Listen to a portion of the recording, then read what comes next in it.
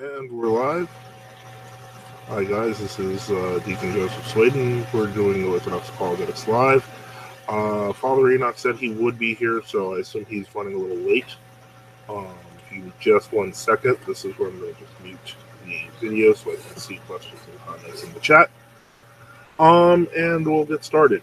One of the more interesting things that I've kind of looked at in the past couple of days has been the fact that I've noticed I decided to start looking for Roman Catholic apologists on Twitter, because outside of the debate we had with Eric Ibarra, we've not gotten one response from any Roman Catholic apologist ever. So I went to Twitter and I noticed that there was actually somebody who was asking an Orthodox apologist on Twitter to argue with us.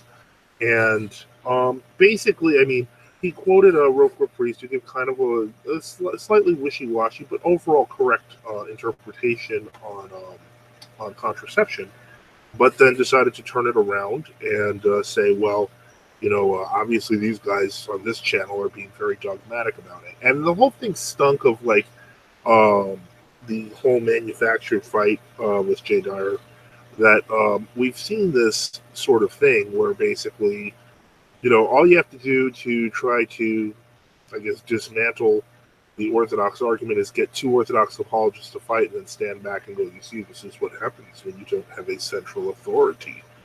And it's silly. It's it's a cheap and kind of sad way to do apologetics.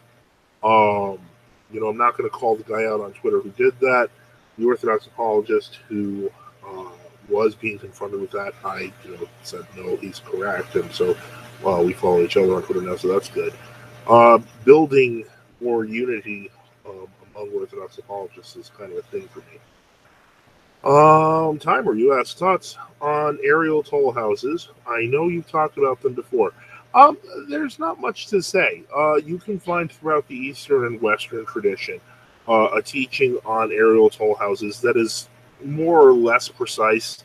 It's not, it's certainly got better attestation than any claims of purgatory.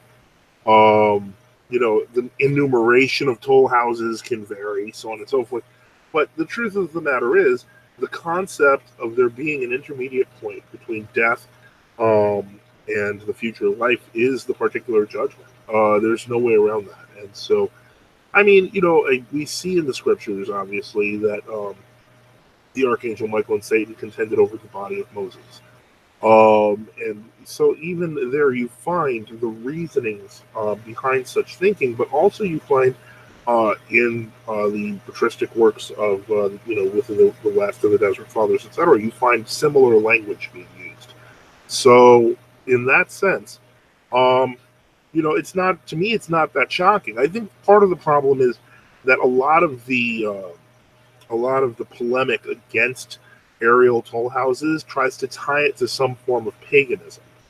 Good evening, Gregory. Um, and because they try to tie it into some form of paganism, they end up with these claims about, the Telonia that Orthodox don't even hold, because they're trying to effectively present it as something it's not.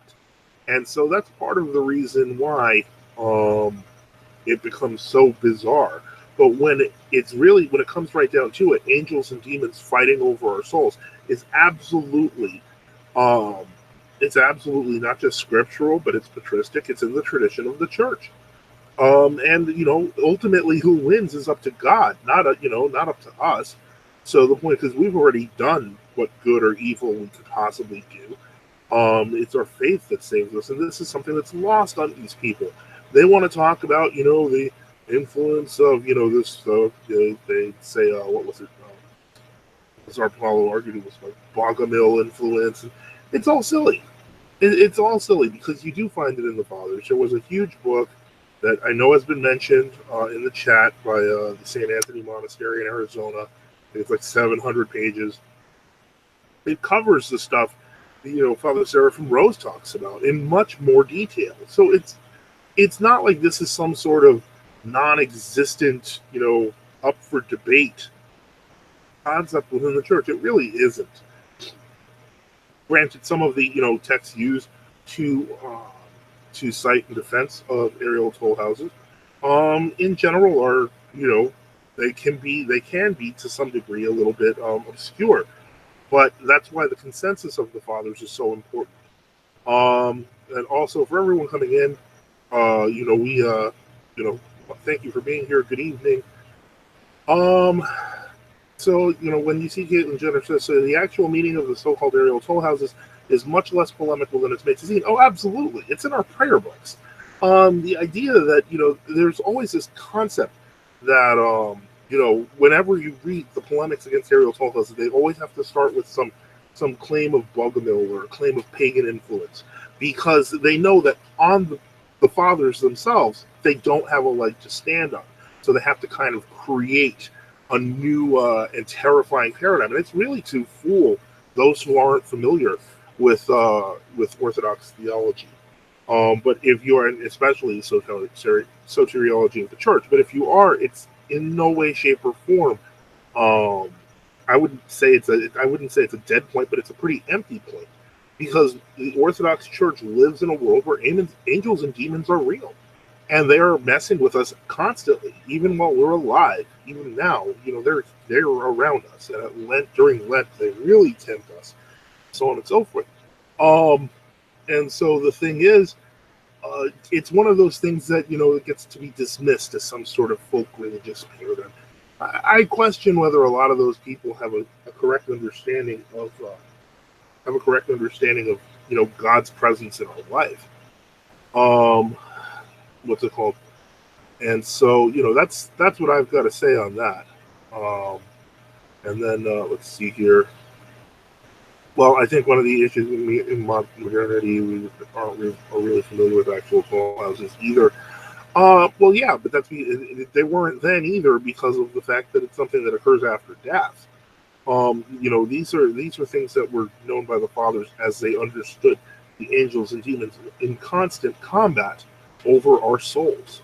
And that's something that we've lost, because we don't tend to believe in angels and demons anymore. We tend to say, that might be, maybe it was kind of like just a moving thing that emanated from God or something. But the thing is, well, it's not an actual toll house in the sense that, the demons don't have a sign up that says 350, easy pass allowed. I mean, the point is, the Tolonia are, there's a judgment. And so, in that sense, it's not really polemical at all. Gregory Timotarmus writes, Father, can you talk about how Orthodox Christians know what synods are ecumenical and authoritative? This is the new Diamond Cult proof against orthodoxy. Well, I did watch that Diamond Brothers video. Maybe I'll just rename this and just call it something offensive to them so that they are forced to respond to it. But the reality is, all they did was they restated the Roman Catholic position at Florence, and tried to argue, they just brushed off St. Mark as a heretic, even though the simple reality is St. Mark led the resistance that caused the rejection of that council. And so that's one of the things that is, I guess you could say it's common. This is the way that Rome has operated. One of the fun things about Florence is that if you look at what the Latin side had defined it as, they said it was the 8th Ecumenical Council. Now, obviously, we know that Rome had a number of councils in between, but they kind of just ignored those for the sake of the Orthodox. So this shows just how fluid the Roman concept of a council is. Really, it's a council whenever the Pope says it's a council, and he can change his mind on it, just like he did with 879 and 869. The simple reality is it's just like, oh, okay, well, in that case, no one really knows whether a council is ecumenical in Roman Catholicism, because ultimately the Pope could change it tomorrow. And that's the simple reality of it. This is that's the difficulty of the Roman position. But as for us, we know which synods are ecumenical and authoritative, because they are consistent with the phronema of the church. They're consistent with the mindset of the church. And this is why they're so diverse. I mean, the Council of 325 versus the Council of 381 were totally and completely different circumstances. And in some ways, they kind of, like, for example, if you take the Council of, the Council of 787, the Seventh Ecumenical Council, you take the Council of 879, in some cases, they're continuations of the previous council. Um, so the question becomes, basically, I'm going to get to every question, but I'm working alone here. So basically, it has to be an expression of the conscience of the church, and then the church accepts it. So this is why the First Second Synod is accepted in the Pedalion. This is why the Pan-Orthodox synods of the 16th century are largely accepted. It's also why the 1872 Council is accepted, but the 1920 Council or the 1923 Council was not fully accepted, even though Constantinople still tries to list it as a canonical council. The Pan-Orthodox Synod in Crete. You can already see that there's a mode of reception even immediately afterwards that begins the process, and then when it becomes part of the church's consciousness, or it's accepted as part of the church's consciousness, it's because of the consistency it has with previous teachings. All councils must reflect the teachings of the apostles and the fathers. It's just that simple. And so that's not it sounds like it's circular. Well, how do you know the council is Orthodox? Well, because if the council is Orthodox, then the council is Orthodox. It sounds like it's circular, but it's really not. Because if orthodoxy itself, the right teaching and the right faith, are themselves the standard by which we hold anything, it's the only way we know a council is Orthodox. And that's also why, even though some councils which are not regarded as ecumenical are still important to orthodoxy. Take the Lateran Council of 649. Nobody would debate the importance of the teachings of that council for orthodoxy. But is it ecumenical? No, it's not. They tried to make it ecumenical, but that's not how it works. It's the church that accepts it ultimately. And it has to do that in a living fashion. And it has to do that in a fashion that from that council's promulgation onward, even if there's some debate about it in the beginning, that eventually the church, past, present, and future, accepts it. And so let's see here. Let's see. It's a little contending over the soul. So the toll houses aren't literal booths with demons who condemn us to hell if we don't answer rightly correct. It's more like a warring over our souls between angels and demons once we repose, right? Yes. I don't want to discount the language of the Telonia, but at the same time, no, it's not the Sphinx. It's not like, demon at toll house number 15, for gluttony is like, did you eat a pie this day? And then, you answer wrong and everyone calls you stupid. No, that's not what happens. I think I hear some sound. Is that you, Father Enoch? Hold on. Let me see if he's trying to get on here. I see you, but I don't hear you. I hear static. Hey, Father Enoch is here. Hopefully, I see that he's working on his microphone, I'm guessing. Let me see here. There are many World Orthodox churches, especially in America, which claim that the toll houses presuppose a judgment by demons. It would be a judgment from God. The demons are kind of just acting. Benedicite? Benedicite, here we are. Okay, hello. And so, I would say that the claim that it's not the judge, the demons aren't the judges, it's God. And we seem to lose that in this. But that's partially because of the God can use a lot of things in testing or judging people to begin with. Yeah. For example, if God, when the flood happened, was it the waters that were judging the people somewhat, or is it God that was judging the people? God used the flood. I mean, if an earthquake happens, I mean, that's a natural event, but God is using that for judgment in many cases. So. Yeah, exactly. As far as I know, even the World Orthodox, there's technically no official World Orthodox position, even in America, about whether they accept the Telonia or not. I mean, you can. As far as I know, I think you can find them who hold various opinions on that subject. I might be mistaken, but yeah. Well, I mean, but I'm saying I think only Hakna has actually been the only group to formally condemn the Telonia, as far as I understand. Well, there's also Gregory of Colorado too. Oh, okay, yeah, well, but that's like I never count him really. So, well, yeah, because he had to make another bishop with a Roman Catholic who's now on YouTube, who makes videos about how he was actually a Roman Catholic the whole time. Oh, let's see. Sean says RCs start by saying some bishop calls an ecumenical council as if they're it has to be the Pope calling it now. That's how it works. As if they're by decree prior to the actual council being held. That's how they do it now, but that doesn't reflect the history of the ecumenical councils in the church. They all have different forms, and one of them in one of the councils, I forget if it was Ephesus or it was Constantinople, one, the Pope wasn't even regarded. St. Meletius presided Constantinople one. That's the second yeah, ecumenical council. yeah. St. Meletius wasn't recognized by Rome, and he was president over the council. So and I think at one point Saint Cyril of Jerusalem was president of the council, and I think either he wasn't recognized or he had just been recognized. Yeah. So. Yeah. Let's see. Gregory. And remember, even the initially the Fifth Ecumenical Council, Pope Vigilius steadfastly refused to attend it, didn't even want it to happen. Yeah. And so the emperor just arrested him and brought him to the council. And in and interestingly, when one of the popes, that was when he didn't sign the 3 chapters and they threw him in exactly, jail, right? and they threatened to excommunicate him.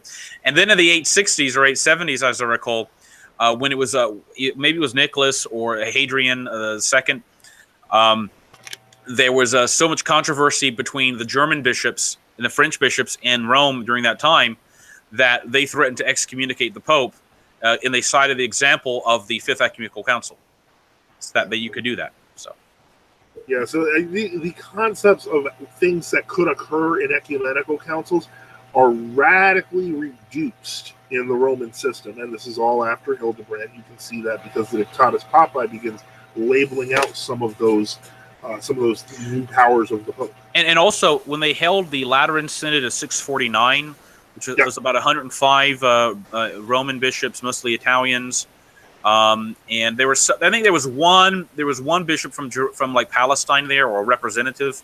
Mm-hmm. And when they held the council, it was president of the council was Pope Saint Martin in 649, and he declared the council, and so did all the bishops. The Pope Saint Martin I declared it. Only Pope St. Martin, to be an ecumenical council. But guess what? Even succeeding popes stopped calling it an ecumenical council by at least the 6th ecumenical council. So that kind of throws out that notion that the Pope has to declare the ecumenical council for it to be an ecumenical council. So, well, I'm looking here. Eric wants to fight after a few days of not speaking about the addition of the Filioque in the 869 Council versus the forbidding of the Filioque in the 879 Council. It's once again, the addition to the creed was condemned indirectly. But so to argue, it was condemned directly, and the 879 Council, it was condemned explicitly. Well, it was condemned. The idea of adding to the creed was condemned. Did they actually use the word Filioque? And I think that's the weasel wording that's there. Hold on. Because if I remember correctly, they basically didn't want to start a war with the Franks, so they just kind of condemned additions to the creed to give back to the Franks, so they'd have to be like, well, I guess we can't do this. I thought there was something about that actually. Where's the website? It's on that thread, so. Okay. You're talking about the ODGR? Yeah, where's the link to that? Give me 1 second. No one has, to this point, no one has fully translated the acts of the 879 8th Ecumenical Council. Nope. So, I mean, this is the closest you're going to get at this point. Yeah, this by is Father the Dragas, I guess. Yeah. Let me put. You want me to put the link in here too? Or? Yeah, put the link in. I'm not on the YouTube. I'm not on the YouTube video, but put the link in nevertheless. Yeah, no problem. And so let me see here.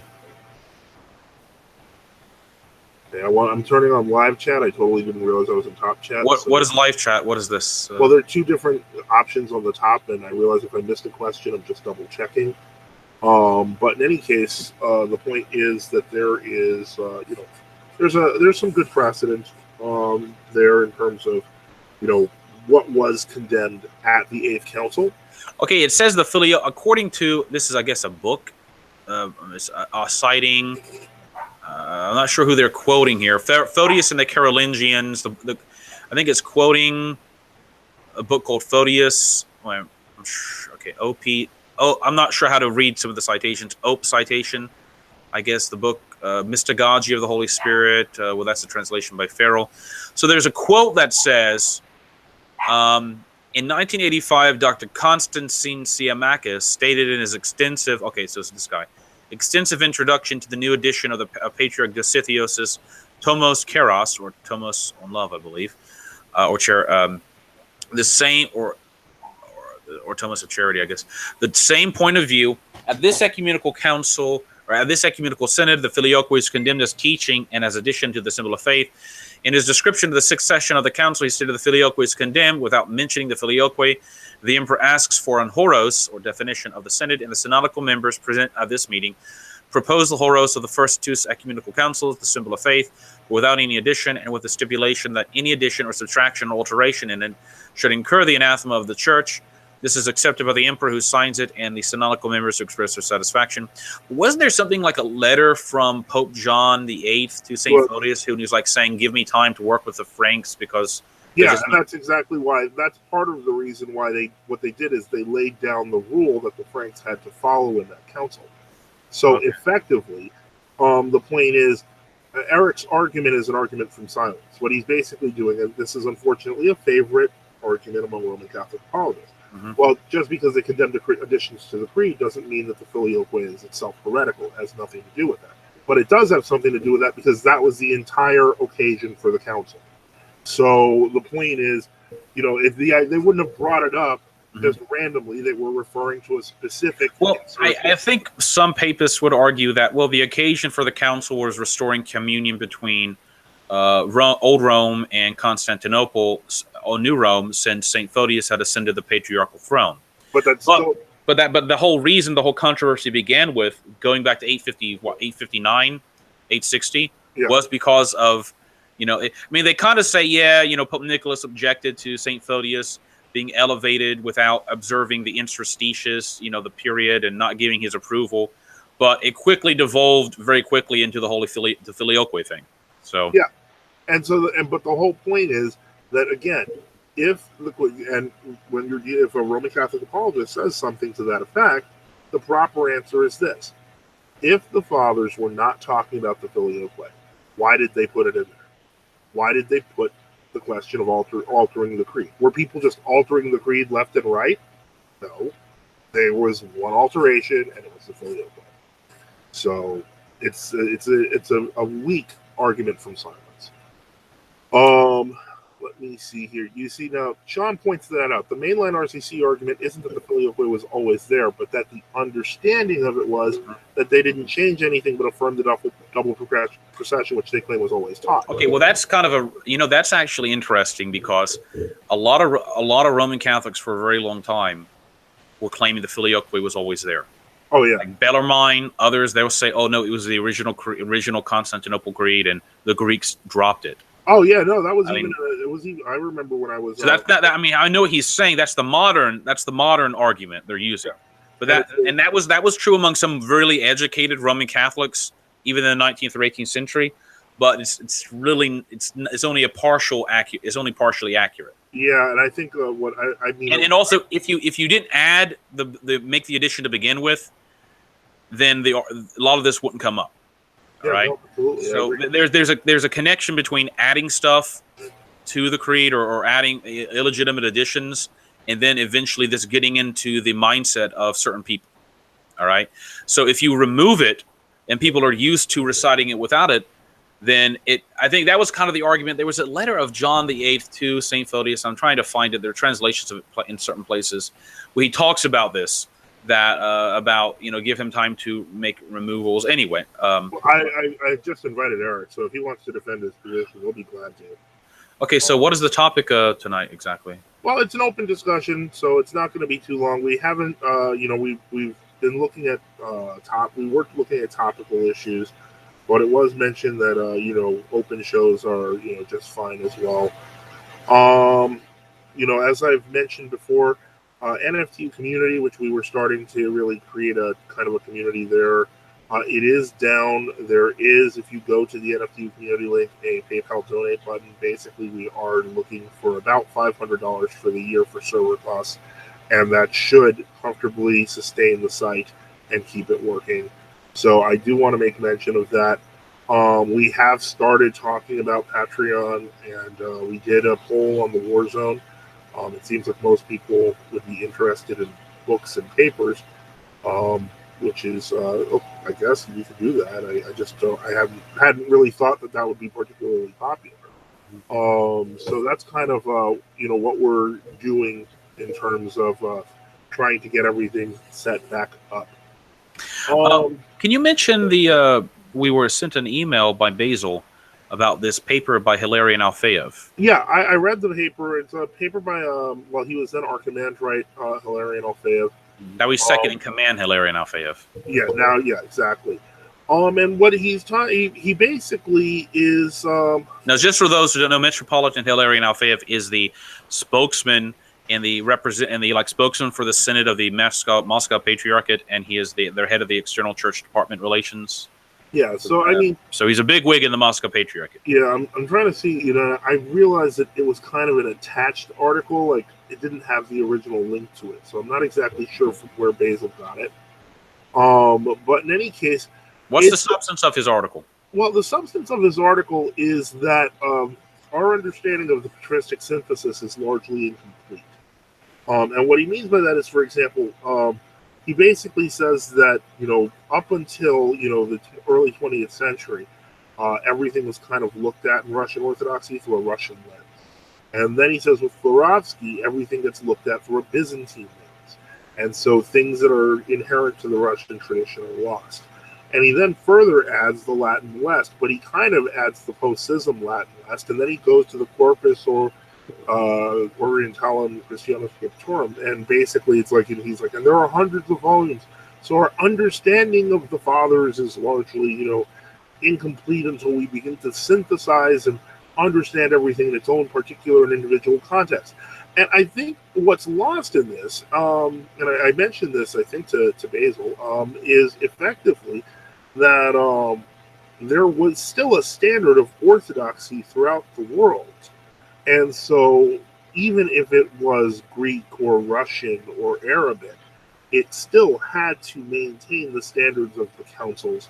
It still had to just because something is old and is in Syriac, if it comes from non-Chalcedonians, then it's not part of the Orthodox tradition. It's a historical curiosity, but it's at best or heretical at worst. Exactly, and no. But there are also, but there are also a lot. Well, there are also a lot of Syriac documents that are from Chalcedonian Orthodox sources too. Yeah. So why not study those as opposed to? And then he does that with the Latin West also, and he points to Saint Dmitry of Rostov, quoting from supposedly. I would actually like to see. I know. See, when people say things like, "Oh, Saint Dmitry of Rostov have venerated the Sacred Heart of Jesus," I've heard this before. Oh, no, not the Sacred Heart of Jesus, but he translated Lorenzo Scripoli's. Oh no, he mentions the Sacred Heart in there in that article, the Heart of Jesus. Oh yeah, he does. No, he does. I when people say stuff like, especially this is like before the Mary Alacoque visions became really big, I'd oftentimes want to know or want to see the actual writings of Saint Dmitry or others where they're supposedly mentioning this, because a lot of times they're not actually mentioning. They may have used some historical argument or something. You know what I mean? Yeah. But the problem is that then again the standard of orthodoxy is lost, because we're not talking about the Orthodox West. We're talking about the post-schism Latin West. Yeah, but I don't think Hilarion Alfeyev I think he accepts the kind of divergence views that I think this is what it's based upon. That there was always kind of different. There's a Syriac Christianity, there was a Greek Byzantine Christianity, there was a Latin Christianity, there's an Alexandrian one, and all of them all have to be within their own spheres. And you're not allowed to. And his view was that Florovsky was judging everything, quote unquote, through the Byzantine lens, which to me it seems like Florovsky was judging everything through the lens of the ecumenical councils. I'm not defending everything Florovsky did. Yeah, I think that he had some. I think he had some Byzantinist tendencies. But I think that came from the fact that he kind of rejected a lot of the Westernism that had crept into the Russian church.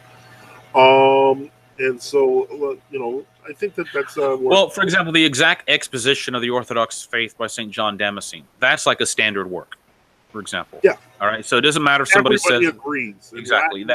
Exactly. That's a fundamental work you have to agree to. Exactly. Right? Everyone agrees to and that if you say this is the acceptable, this is the Orthodox exposition, that kind of clears things up a lot. And, absolutely. Whatever's left over, it can be cleared up with the other fathers. Yeah. So, let's see. Next question. Do you think we should do everything we can to restore world orthodoxy and purge it of ecumenism? I don't think the canons envision that responsibility falling to the laity. I think that, of course, there is a question of, responsibility. Again, once you realize ecumenism is wrong, to do something about it as much as you can. Again, reporting it to the bishop works well, if sometimes, but people have tried this before. The problem is that it's like saying back in the 7th century, when the Eastern Patriarchates became an Otholite in Rome at one point for like a few years, technically.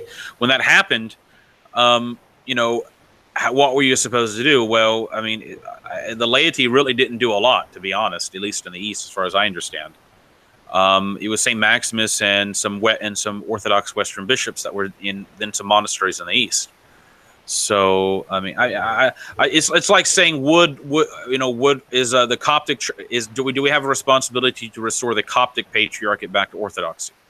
All right, we can present Orthodoxy to them and try to convert them, but the problem is that is it really feasible? Maybe I'm very pessimistic here. It's not really, to me, feasible that such a body would mass and wholesale come back into Orthodoxy. Well, I mean, but now if we look at it from a perspective of what's happening now with Constantinople and Moscow, I know that there was kind of a debate between Craig Trullia and Eric Ibarra earlier tonight on that. Effectively, what we are seeing is there is some sort of coalescence occurring against Constantinople. Yes, but the problem is that it's not. It's the problem. I'm sorry to interrupt. Yeah.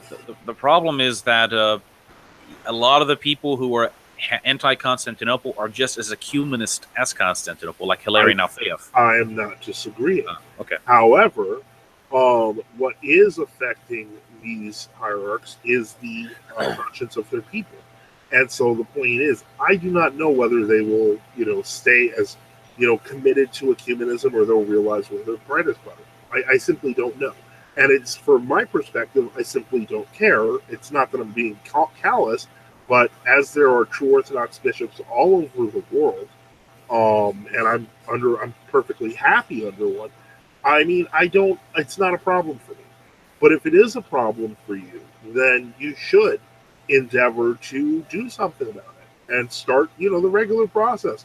Write and complain. And if that doesn't do it, then find a bishop who cares. It's really that simple. It will fix itself no matter how it goes in the end. But we can't predict it because there's different ways. If the Antichrist comes, we're going to really see how things turn out. Yeah, exactly. And so that's a terrifying possibility, but a very real one. So let's see. Next question. Can you guys expand on why you agree with the defrocking of Father Matthew Raphael Johnson? Specifically, he claims that he asked to remove 2 essays from his website concerning philitism and name worship, and when he asked for an explanation as to why he was ignored. I don't know that he was ignored. I think it was more along the lines of he didn't want to remove them, and he kind of said they weren't really heresies. So he basically pit himself against what his bishop was saying. Then he wrote a letter to the Metropolitan saying that, if the Synod doesn't agree with him, then he's not under them because, they have to agree to his superior teaching authority. And he wrote something to that effect shortly before the trial. So, at that point, what do you do? If the guy's basically saying, well, I'm not going to recognize you anyway, especially if you condemn me, you're stuck. The Synod had no choice. You can either have some guy thumbing his nose at the Synod, or you could, defrock him. And obedience to your bishop is kind of important. And, if your bishop's not preaching a heresy, then you should follow him. It's really that simple. And then let's see here. Okay, well, Neuromancer, I don't agree with him on many issues, but the way he presents himself, it looks like he was unjustly defrocked. I know you guys kind of mentioned this once, but did not get into details. Well, we were actually the plaintiffs, the plaintiffs in the case. He claims he asked multiple times and was given no evidence or explanation. No, none of that's not accurate. A lot of that is not accurate. In the first place, there was a lot going on. You can read the PDF of the trial. I mean, trial script. We have a copy of that. If you want to look at the trial transcript, I may have now there may be some typos in it when I typed it out, but everything is still basically accurate. Yeah, because we use accurate. what does that sound? But It's my window's open, and there's like an air. I'm living right under like an airport area, so a lot of planes fly over us overhead. okay, give me 1 second, because what I'll do is, if you look at the trial notes, all of this was covered. And it's none of it, like literally, none of it was not. It's basically what we did is. I mean, Father Raphael found another person he wanted to be his bishop, and that was an Imoslavist bishop. So Yeah, I mean, yeah. So if you want to really discuss it, you need to take a look. Okay, well, he can. Yeah, well, that's great. But the problem is, he did. If you look at the actual trial notes, which we just put up now, you'll see that effectively, what he basically said, he was not going to obey the Synod. So it's great that he's correcting himself. But the point is, if you're not obedient to the church, you're not in the church. Actually, I know from what happened that if he had to be honest, no one was really expecting the last letter and how it happened, because everybody was really expecting just a suspension or a postponement of the trial to another 40 days. Yeah. That was technically then most a suspension from the priesthood for a specific period of time, and then he just signed it. There would be some mediation, and then it would be over with. But that's not really how it turned out. If you read the minutes, right? Because technically, even the trial itself was actually just a trial to move it to the next 30 days. Yes. But then the day before the trial, he basically wrote, "I'm not recognizing the Synod anymore." Yeah. I was like, "What do you do then?" So that's what they did. Yeah. And when we did the procedure. I mean, we copied almost word for word the procedure in the Fourth Ecumenical Council. Yeah, and it was very exact and formulaic, but you find that in many Byzantine and other canonical collections. So that's what everything was followed to the letter. Again, none. And I remember even Archbishop Joseph said, who Father Raphael attacked all kinds of ways as just ridiculous stuff, said that. He was simply, if the last communications hadn't happened, it would have simply been he would have considered nothing more at most than a suspension or censure. Yeah, because people act like it was anyway. It's done. It's history. I don't really see any way of going back on it. But yeah, I mean, if he wants to repent to the Synod, he can. But if he doesn't, that's his choice too. Yep. So let me see here. What else do we have? Great name. I think Mona Lisa Smile might be my favorite of the series. Oh, okay. They're talking William Gibson though. Who? Okay, never William mind. Gibson is a science fiction writer who was an early writer of cyberspace. His book Neuromancer and Winter Butte are the two AIs. I don't know any of this. I'm sorry. That's fine. Sean Ridlin writes, "Forgive me. It doesn't seem that the ancient patriarchies hold much importance to the true Orthodox the way it does for the world Orthodox. Can you tell us if this is accurate?" Well, not anymore. But I think I don't want to say that either, because one thing to keep in mind is that we do try to reform always on the same canonical bases. So the old calendarists, for example, in Greece, they generally have an Archbishop of Athens because that's the traditional headship of the Church of Greece since since not the early 20th century or the late 20th century. Remember, it used to be that's actually an invention of the post-independence state Church of Greece in the 1840s, because it used to be the Archbishop of Thessalonica was the primate of that kind of those provinces, but that kind of changed. Yeah. And so, but I'm correct in understanding that, except for there are some true Orthodox have a metropolitan in Moscow, but we haven't in Alexandria, Antioch, Jerusalem, or Constantinople. We haven't really done anything. Well, a part of that is because those are heavily Muslim territories. So the few true Orthodox that are there are generally kind of isolated. But that's because all the Christians in those areas are pretty much isolated. So it's really difficult. You can't evangelize. You can't. You can, but you're just going to have to suffer the consequences. Yeah, exactly, and that usually means that you're going to get killed. So a lot of people are very disinclined to do something about that.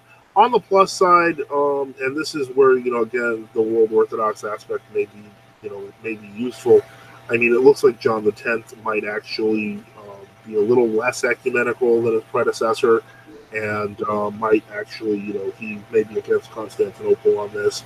So again, we just don't know.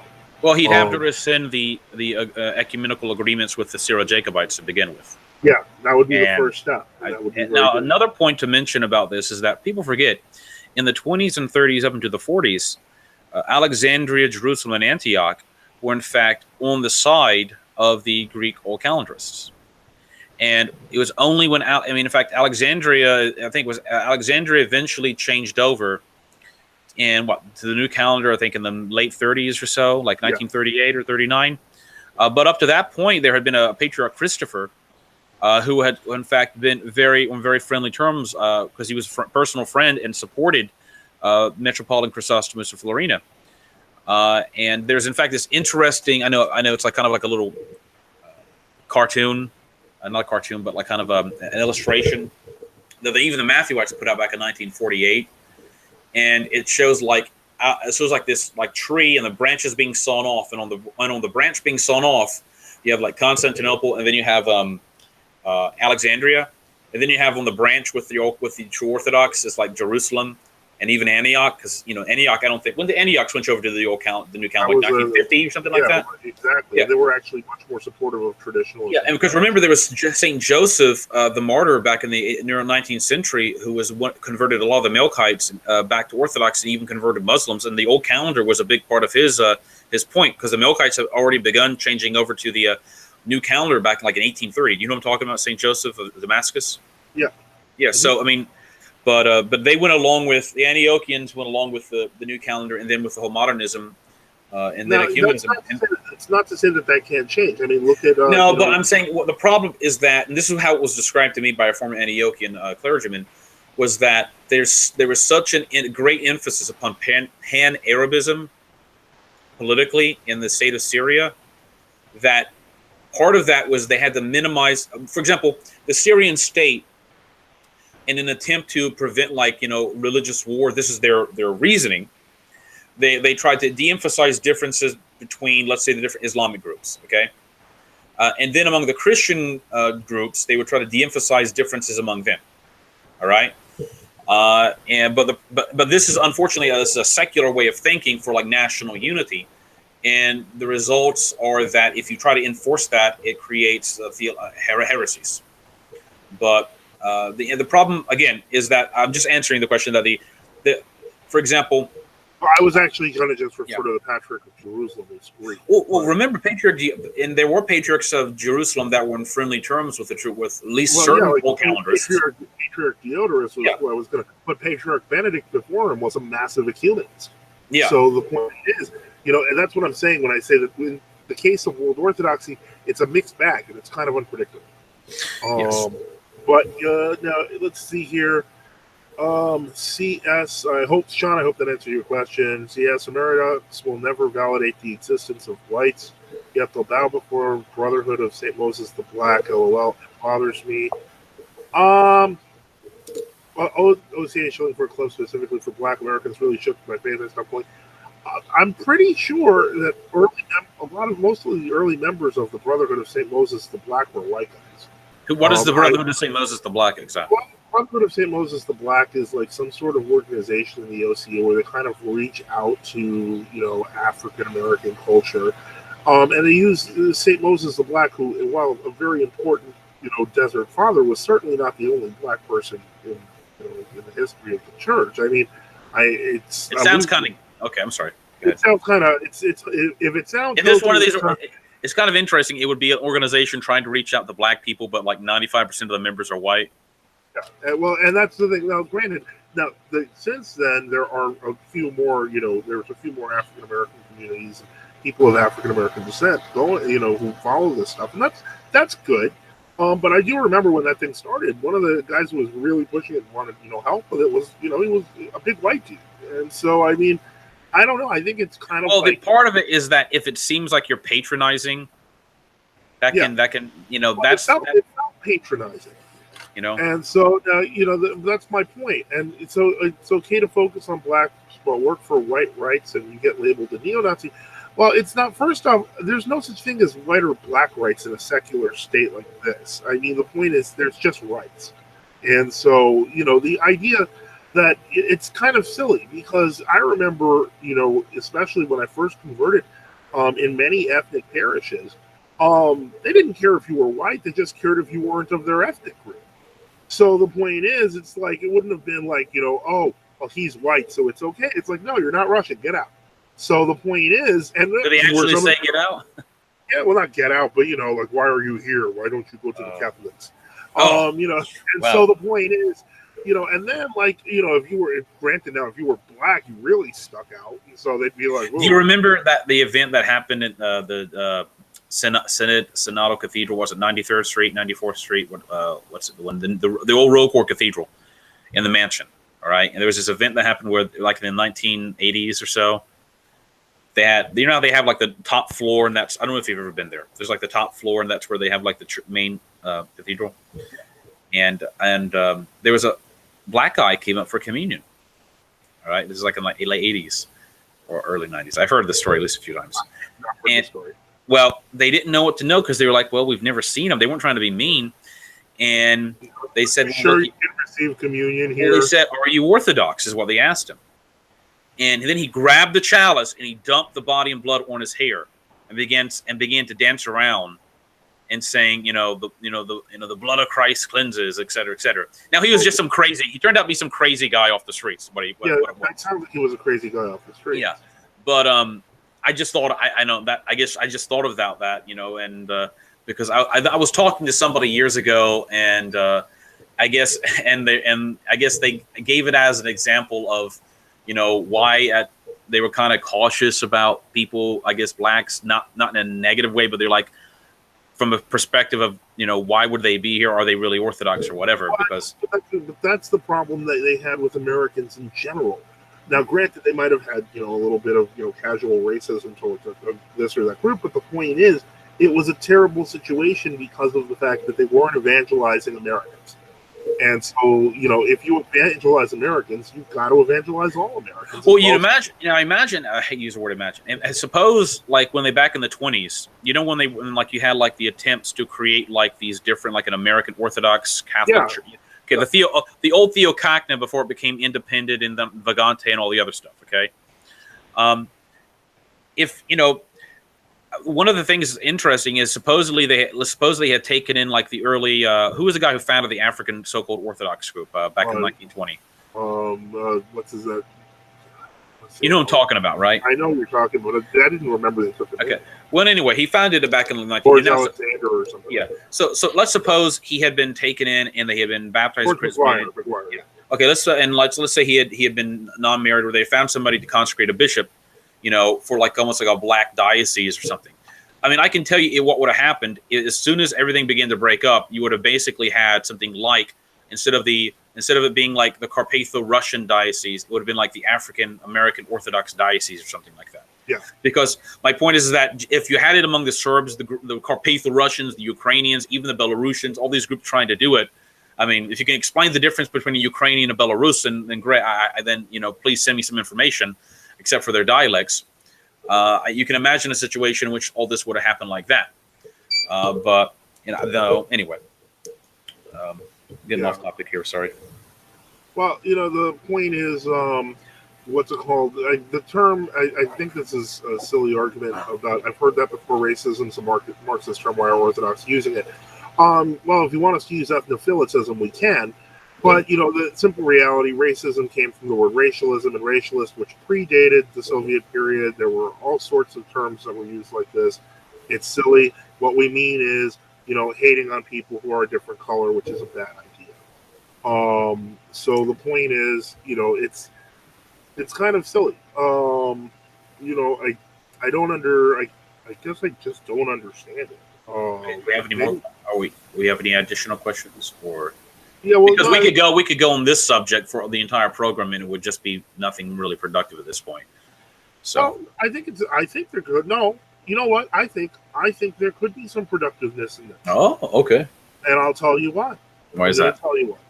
Because if you remember in the earlier days of our synod, Father, no, not the earlier. You mean what do you mean early days? Like the 1980s or? Oh no, I like the 1980s, 1990s.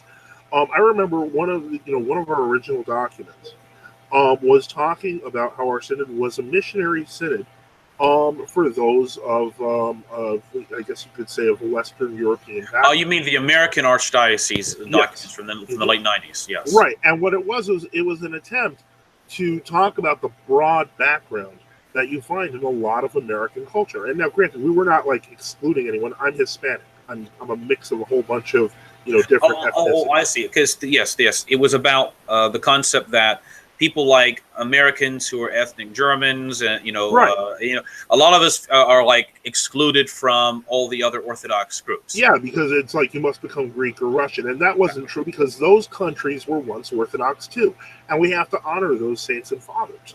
And so the thing is, part of the reason American Christians like Joel Osteen is because he doesn't shame them for being poor and white. No, part of the reason American Christians like Joel Osteen is because he tells them God's going to give them money. So no, if that's a theology of greed, I'm not even going to address Joel Osteen. I'm going to get back to my original point, which is that how would an orthodoxy that addresses American culture, whether you're white, black, whatever, how would it look like? And I would say that a large part of it, as much as we hate to admit it, would probably be Western right, because it's the one thing that you can find common among various American ethnic groups. Now, granted, is it an Orthodox Western rite? Absolutely not. Their religion is skeletal compared to what Orthodox liturgy is. But is there vestigial consciousness in American culture, in American religious culture, to the church? And so it's kind of like a haunted. It's like a ghost, almost like a haunting of the background of the religious culture. Is what you're talking about. Absolutely. And but the point is, it can be activated. It can be made alive, and that's something that we do, by remembering those saints of England and those saints of Germany and those saints of France and Spain, and so on and so forth. Yeah, absolutely. Well, I think the issue is going to be this. If you're talking about the majority of like white Americans, like for example, like when my brother did it, like these DNA tests that you can do, like your ethnicity, it was like 99% English, and then like 0.5, and the rest of the 1% was like Irish or French or German or something like that, and like 0.01% Iberian. However that got in there, I have no idea. Some Spanish sailor washing up on the shores of Ireland, I guess, or something. Yeah. My point was that the most of even Latin Americans, okay, can claim some kind of heritage that we had long ago, some Orthodox ancestors before the system. Right, okay? Except for the indigenous. Outside of that, most. Yeah, but exactly. But if you're a Latin American and you can grow a beard, it means you have Spanish ancestry or Portuguese ancestry. Okay. Well, a lot of to be fair, a lot of indigenous can grow beards. Oh, they can? Oh, I didn't know that. I didn't think Native Americans could grow beards. I can't believe how this conversation is going, but no. Okay, anyway, but my point is, that's the point. The problem, I guess, comes about when you talk about like African Americans, is that they simply don't really, what do they identify as? And what I mean by that is that this has been a problem. Like I know this, like to a white guy and a Latino talking about African American culture. So we're recapitulating the Brotherhood of exactly. Black. I mean, I've got some. Okay. I can't claim to be a black man, but I have a little. Exactly. So, but do you see my point is that they could claim to have, most African Americans have like what, 20%, 25%, 30% white DNA from like England or whatever. So they can, in fact, claim that they had ancestors that were Orthodox at one point, may have been a very long time ago. All right. But what do you do for somebody, okay, whose ancestors never had any Orthodox ancestry? Well, what you do is you convert them to Orthodoxy, but that's what when they went to Ireland. St. Patrick went to Ireland. None of them had Orthodox ancestors, So but do you see what I guess that's that's the feeling people have. It's one way you could approach it, but the simple reality is that in the end, we're still going to have to missionize all these people. Yeah. As for CS's comment that America is Anglican and Rite of St. Keaton makes sense, I would say America is Masonic more than it's Anglican. But granted, those two do intermix occasionally. But the point with Anglicanism, remember, the Anglican heritage in the United States was like an official state church heritage under the colonies. When the government, for example, some of the colonies were founded to be either like Quaker or whatever. But then, But then, what happened in the 1690s and early 1700s was when the royal government began to revoke charters and they began to impose the Anglican Church and such. Mm-hmm. But still, when you had freedom, when the U.S. became independent, most people left the Anglican Church, believe it or not. Yeah. They didn't want to be part of it to begin with. And because maybe it was a state church and, all the whatever, they thought was wrong with it. The problem with America is that there's also, even there's also this kind of like the Great Awakening kind of individualistic religious side. And that's the really problematic part of it, I think. No, absolutely. Now, granted, I don't know if I'd agree with your statement, CS, that Eastern and Western rites are both equally foreign to Protestants. Considering that many Lutherans do actually know Gregorian chant, I would say that at the very least it wouldn't sound that foreign to them. Maybe the service would be foreign to them, but not the sound of it. But in any case, no, I think there are a lot of things that tie in American to the traditional Western rite, not the Anglican version or the because even the obviously when we're talking about Anglican, we're not talking about Episcopal. Anything Episcopal Church USA is like pagan Church USA, Yeah, at this point. But let's say like old Anglicanism, obviously there are major heresies and liturgical problems all over there. But there's stuff like people are used to the concept of like the Gloria in Excelsis being sung during a service outside of Lent, or there's kind of this, like you said, skeletal remains that kind of litter the cultural landscape. Yeah, and the whole point, that's part of the reason why Overbeck, in his defense of the Western Rite, was quoting the book of Ezekiel about these dead bones live. Yeah, exactly. Now, Gregory says, why can someone not love the church first and love your nation next? I don't necessarily see a problem with it if you love the church first. As to what you mean by nation, I'm not sure what you mean. If you're talking about the U.S., I think a lot of people say nation, they mean ethnos. Yeah, and, I love my family before I love my ethnos. I don't, But is the ethnos an extended, I think how people would say is the ethnos is an extension of the family. Because that's kind of how nations or ethnic groups kind of formed. Like, for example, Abraham, let's say like Abraham, Isaac, like Jacob, has his sons, and then they have sons, and that kind of forms the nation of Israel, I suppose. But the best way to love your family and your ethnic group or whatever is simply to have them converted to the church, though. Yeah, and that's the biggest problem I have with the whole why can't we talk about the church and ethnos thing? Because we almost always start talking a whole bunch about the ethnos. We never talk about the church. And all those people who are unconverted pagans, it's like, well, they're kind of okay because they're of my ethnos. And that's not acceptable. Well, see, this is the very shocking thing about Orthodoxy. And you have to be converted to Christianity? Well, that's exactly. The shocking thing, and this is where you can talk a lot about ethnic state and all this other stuff, but where it breaks down with people who aren't Orthodox is this point. Who is closer to you fundamentally? The Zimbabwean Orthodox Christian who's baptized, and yourself who's a baptized Orthodox Christian, or let's say your cousin or your brother who is an atheist or pagan. Not even cousin, say next door neighbor. Why not? Yeah, even though they may be your blood relations, the problem is that the Orthodox view is that you have a fundamentally and essentially closer relationship to an Orthodox person, even if they're of a different ethnic or racial group. If they're Orthodox, than you do to, you should have. If you know what I mean, there's like a spiritual relationship where you both partake in the body and blood of Christ. You become both physically, you're having the body and blood of Christ assimilated to you, and that's a closer relationship than to your own, let's say even flesh and blood brother. Now, obviously, I know people are going to bring up all kinds of exemptions. Like, for example, if your brother asks your flesh and blood brother asks you to lend him some money, are you going to be more inclined to lend him money than the guy who may be going to church with you, but you really don't know that much? Yeah. There is obviously some other room in there, if you know what I mean.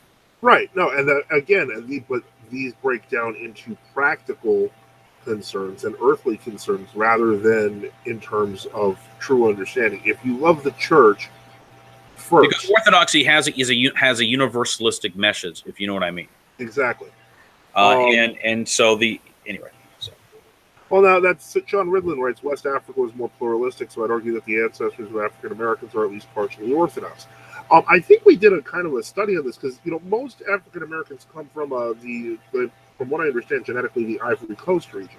Now, if I remember correctly, that region was overtaken by Islam, I think, in like the 7th century. But no. It was like the 10th, 11th, 12th. Look it up real quick. Yeah, hold on. I got the feeling that Islam kind of invaded that area like in the Middle Ages, like 1000 AD or something. Yeah. Because now, actually, interesting question is that you have a mosaic of St. Quadvoldatus, who's the Metropolitan of Carthage. Mm-hmm. He was exiled by the Vandal king in around 480 or so, or 470s. And he ended up washing up ashore, I think, on Italy or Sicily. And the mosaic is that it's accurate mosaic is he had very, very dark skin. And this is I mean, he didn't have necessarily like kind of quote unquote Negro features, I guess, like with the nose or whatever, but definitely had black skin. So I mean, there were probably obviously had to be black Orthodox Christians in parts of North Africa, even if the majority of the population was like Latin colonists and Punic people, blah, blah, blah, the rest. But the problem is that, the Saharan desert sending missionaries to cross the, I don't even know how did the Muslims invade West Africa through like shipping going across the sides of Africa? To a large degree, yeah. Trying to go through that desert, the Sahara Desert would have been crazy. But there were, people forget, there was an large Orthodox Christian black population. I mean, we talk about huge one, yeah. In Nubia. People forget about modern-day Sudan. What happened is around the 700s, I believe, when the Patriarch of Alexandria was like living in exile on Crete for a long time, the Nubian bishops didn't have contact with the Orthodox Patriarch in Alexandria. And the Nubian, there was this belief, it was a canonical belief, I think you could, anyway, the view was that you can't consecrate any new bishops without, guess what, the Patriarch's approval. Okay? Well, you would think that, if there's an emergency, if you can't get the Patriarch's approval, rather than have no bishops list, you're going to consecrate at least a few bishops, all right, if it gets to that point. But they didn't really do that. And Nubia, the kingdom of called Macoria was the kind of this black Orthodox kingdom, Chalcedonian Orthodox, the only Orthodox.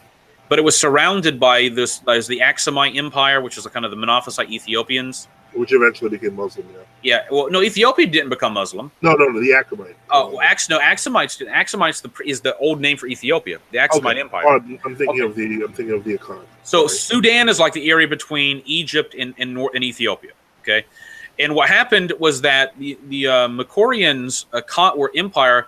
In fact, defeated Islam. The Muslims tried to invade Makoria on like these 2 occasions in the mid-600s, and they were like smashed. They were completely defeated.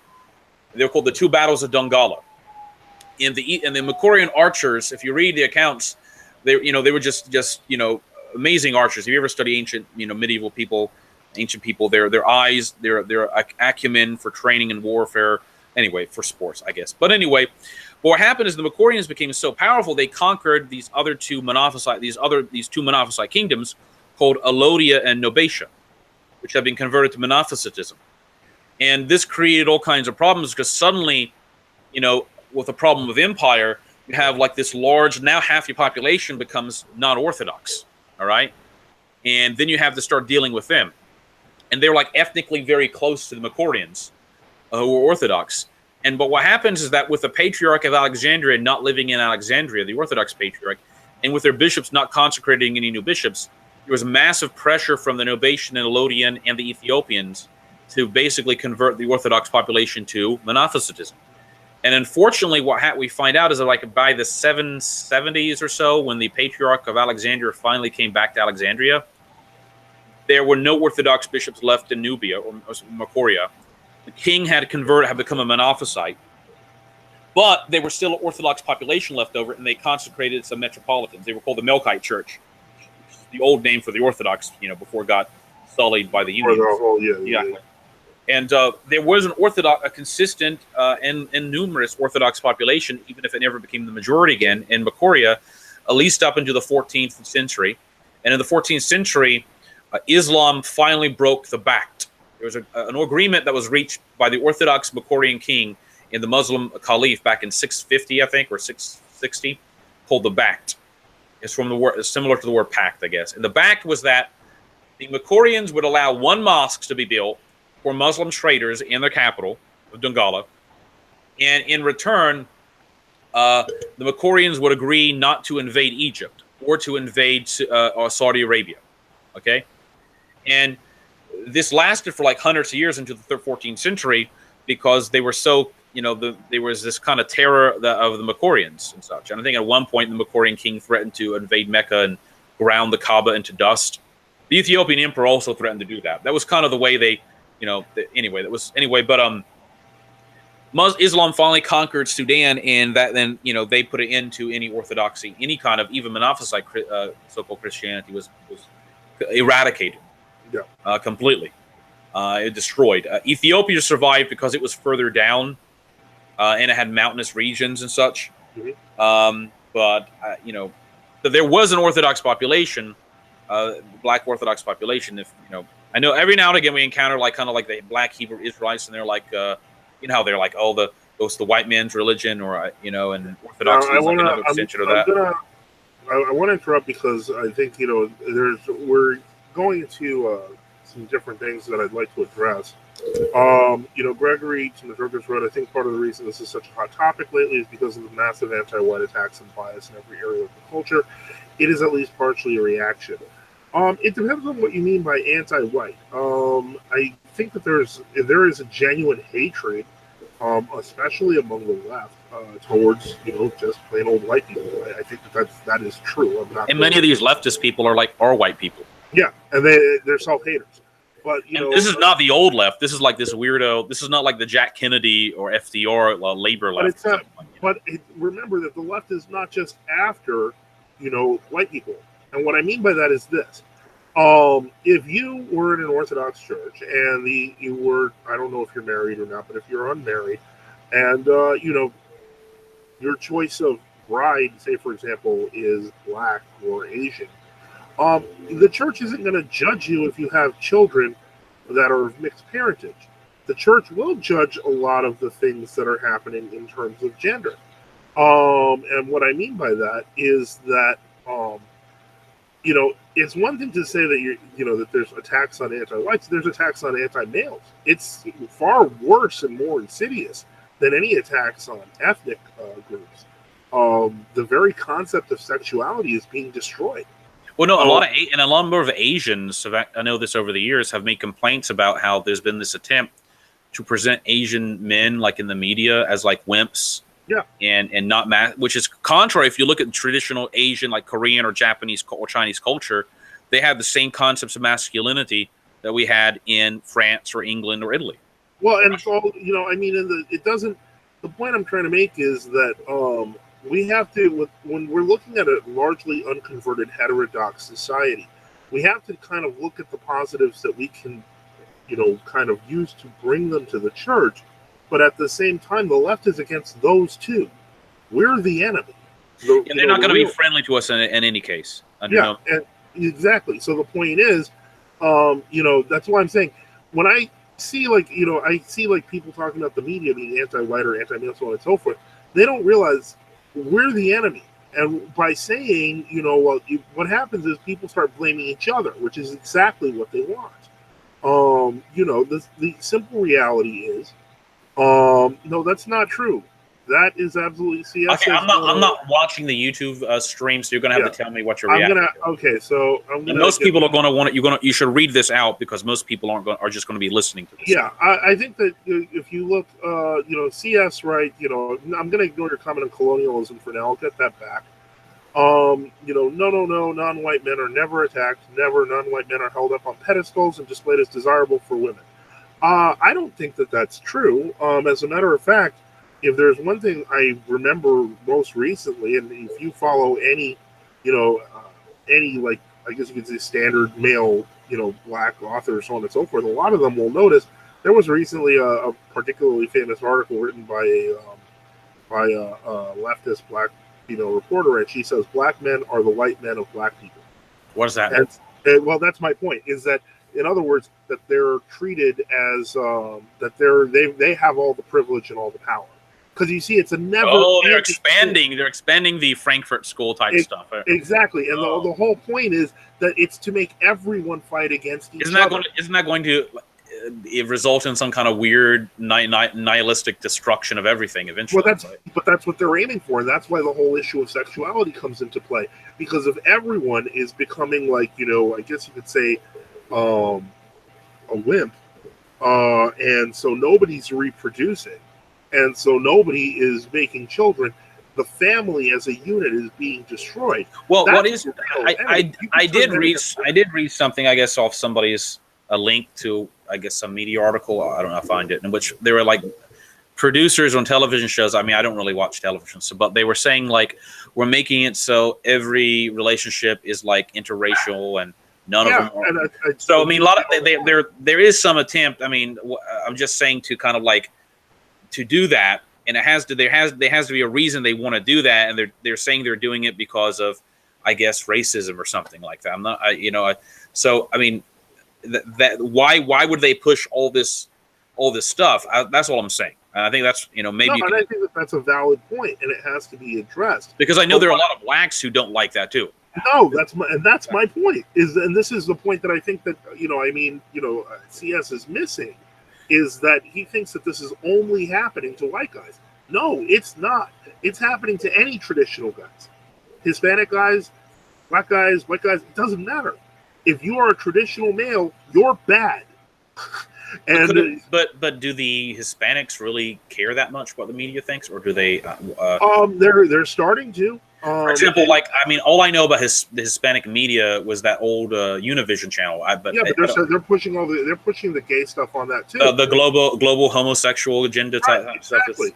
And so the whole point is they're doing the exact same thing. So do Latinos watch that channel and not realize what's happening? I mean, no, I think a lot of them do. And that's part of the reason why Trump has 40% approval among Latinos, because when he says this stuff, it doesn't just affect white people.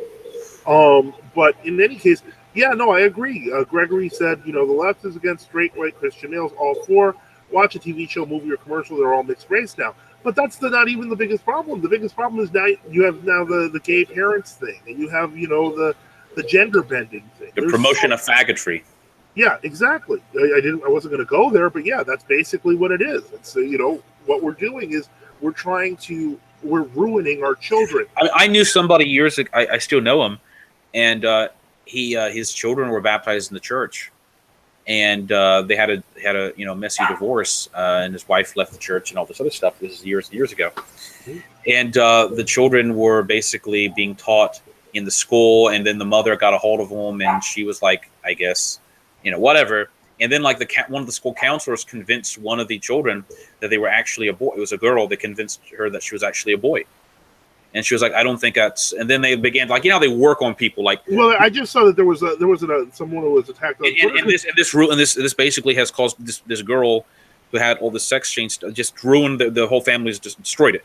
Yeah, absolutely. And that was the purpose of this like kind of feminazi counselor to do this, because they thought the orthodoxy is evil, it's a patriarchal blah blah blah religion, and as far as we can get these children away from it, that's the better, and. The schools, and I'm just saying that stuff happens, Yeah, and I mean, even recently on Twitter, some guy was celebrating that he managed to change the gender on his 4-year-old son's birth certificate. That's disgusting. That's a 4-year-old, and so a lot of people called him out and said this is child abuse. And so the point is, he immediately closed up his account. But this is that's a big problem. Now, do you remember the whole stuff that happened up in Canada with like the Dr. Monet, who was like the French Freudian? He was always. I mean, Freud's a fraud to begin with, but he was like convinced people to have sex change operations at young ages, and then they ended up half of them ended up committing suicide after like 10 years or something like that. And this is something I've encountered with a few people I've dealt with who've had who every now and again who have these operations or have these procedures or whatever or something approximating it, and they ended up. Almost all of them I know ended up trying to commit suicide. Yeah, and they're told that you're only committing suicide. This is what the counselors tell them. You're only committing suicide because you won't accept who you really are. Well, this is one of these cultures where you're told to accept who you really are or accept what you are, but they're not accepting what they are, which is they're either a girl or they're a boy naturally. Yeah. All right. And so the purpose is just to screw people up, for me language, just to mess people up so badly. And it's demonic also. I mean, let's just get to that too. But I'm just saying all this. I mean, yeah. Anyway, go ahead. Go ahead, Father. Well, C.S. writes, non-white men that suffer from this is just collateral. America is mostly white. They're the target, weaken the majority culture. I think that they're going to target everything about what makes America strong, and that's not necessarily just being white. It's being, at least America used to be a country of faith, and it's not anymore. But it's getting deeper than that. It's getting worse. Gregory Tomaturgus writes, there was a mass of brown, low IQ, deracinated atheists to be cogs in their NWO machine. I guess I'm lucky being a brown, somewhat middling to higher IQ, Well, I think it's also false to assume because people have lower IQs, even if that's for those people who do, that means they're going to be atheists. That's just, in fact, the areas of the world that are supposedly the lowest IQ places or have an immense religiosity. Yeah. That's. I mean, I don't really see that as in fact the case. I mean, for example, oftentimes people can accuse them of being superstitious to the point. Well, now, Sean Ridlin brings up a very interesting point. He says, how can we doubt the black family was attacked and decimated by the left? That's absolutely true, because up until the beginning, middle of the 20th century, the African-American family unit was completely solid. It was precisely leftist policies that turned the society into a fatherless one, and completely inverted the nature of minority communities. So that was, it's not. I hate to say this, but the idea that in some way, shape, or form the left is only, they're not just after white people, they're not just after black people, they're not just after Hispanics, they're after control. And the way they keep control is by taking away anyone's ability to fight back. I disagree.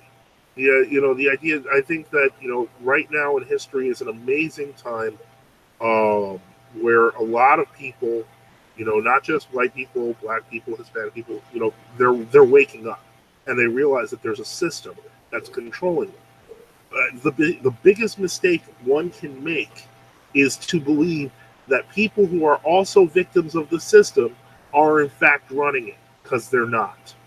And that's my point. It's unfortunate, but kind of not that I want to go into discussion of the Illuminati. Oh, there, we know who's running it. Well, we know, yeah, exactly. So the point is that again, we have to, when we get back to the discussion of orthodoxy, we're supposed to be reaching out to everyone. And yes, there is nothing wrong with being white. There's nothing wrong with being black. There's nothing wrong with being a child of white and black parents. But you know what there is wrong? If they're not baptized, if they're not in the church, if they're not, if their souls aren't saved. And for anyone, and I say this particularly to the listeners who have been commenting, and I really appreciate the comments. Think about that for a second. When you start talking about the nation or the ethnos, how many of them are Orthodox? Mm-hmm. Have you brought them to Orthodoxy? I mean, that's all, it's a hard question. It's, what's it called? Let me see. You guys of the school of thought that it's going to get worse before it gets better over here, not promoting accelerationism because the positive side that. Do you believe it's going to? Do you believe things have to get worse? Do you believe, Father Joseph, everything has to get to rock bottom? Like, how they say, like, a drunk or alcoholic or a drug addict has to hit rock bottom before they can improve in things. Does that have to happen to society before things can get better? I think that has to happen to society before it change. But are we poised in a position where if society falls apart, are we going to be the ones that, reshape it? Or is it going to be Islam? Because they're the ones that are organized. And they're the ones that are, they seem to be. Islam's obviously a very false religion, but they seem to be organized to such an extent where, like, I know there was this event that happened in England a few weeks ago, where there was this local school trying to promote transgender stuff, all right? And then like the Muslim community, it was like Muslim students, and then there was this big outrage with like protests and everything, and the whole school boards tried to fight them, but the Muslim community, you know, basically backed them down until they had to stop teaching it, or something like that.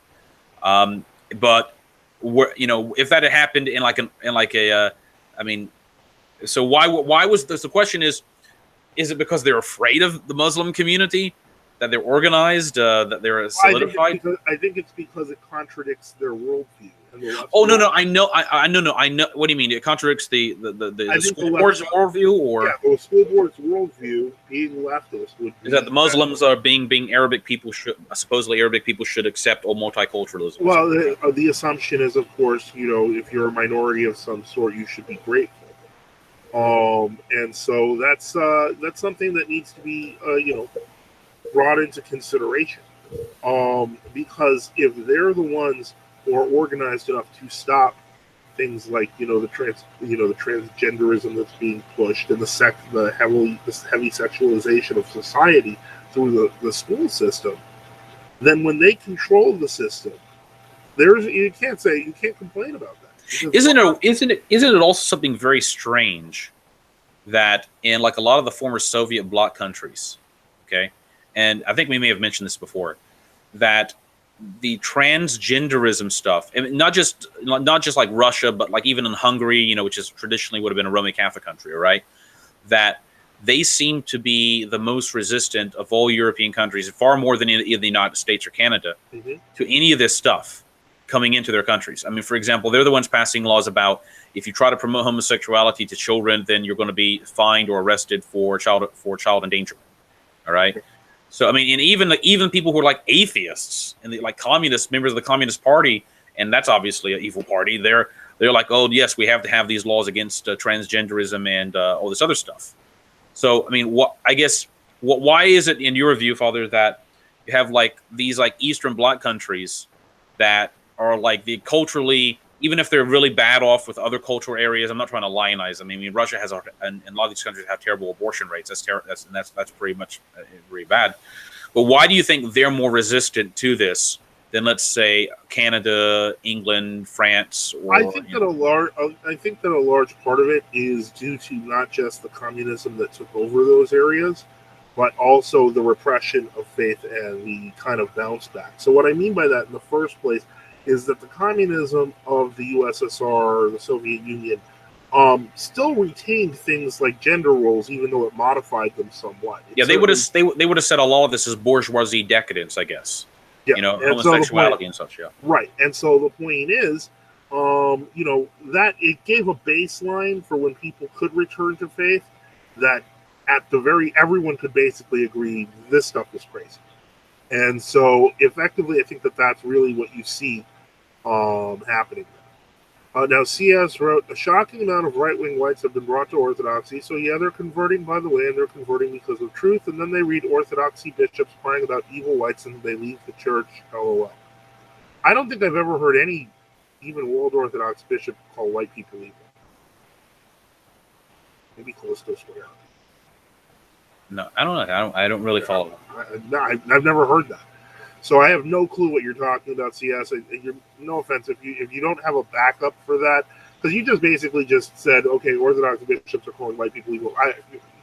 Citation, please. Some citation, because otherwise you're just making stuff up. Sean Ridlin writes, the left wants to replace traditional society, faith, family, etc., with the state as a replacement for mother/father/church. It's a war on all of us. Exactly. It is. But the question is, the problem though is, this is maybe I disagree with, not entirely, but I don't think it can be viewed as a system where the state is recognized as fundamentally evil, because the state of the civil governing authority is created by God, so it's just the improper use of the civil governing authority. Well, now that's an interesting point, because we've always understood the civil authority being inspired by God, but the Masonic system that was created through democracy effectively kind of just it inverts that, because what it's saying is effectively is that man is deciding, not God. But it's I'm saying the idea per Romans 13 of there being a civil lawful authority. For example, St. Paul says that the lawful authority is established by God. Yeah. Okay? So obviously the concept of there being a governing authority, you have to have a law to prevent somebody from murdering, and if they murder, St. Paul says the magistrate does not bear the sword in vain. That authority to bear the sword to protect the innocent and to restrain the evil is something that society does have to exercise. But you're saying that the Masonic idea. Well, notice there's another interesting. Well, it's also. I mean, I can tie that into Sergianism because the state certainly wasn't given the power by God. There, it was an antichrist. Yes, in fact, that was why many of them refused. That was why, for example, many refused to recognize. I think what happened eventually was Saint Tikhon did say that he would no longer call for the violent overthrow of the Soviet government. That actually caused controversy when he said that after the Civil War is over and such. I don't know what. Notice though, Father, although he never went to the Sergius thing of like praising the Soviet state and Marxism as equivalent as compatible with orthodoxy.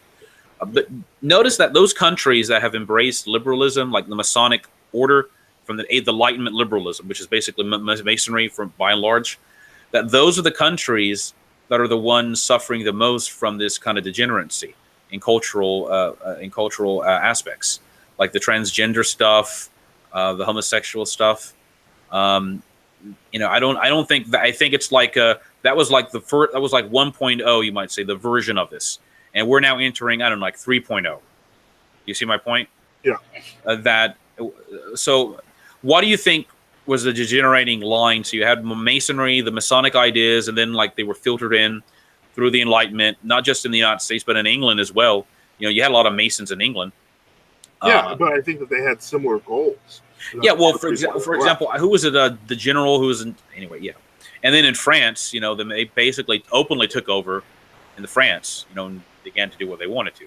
But why, in your view, if you were to encapsulate it, why was it the Masonic idea, the liberal Enlightenment idea, why did it produce what we see now?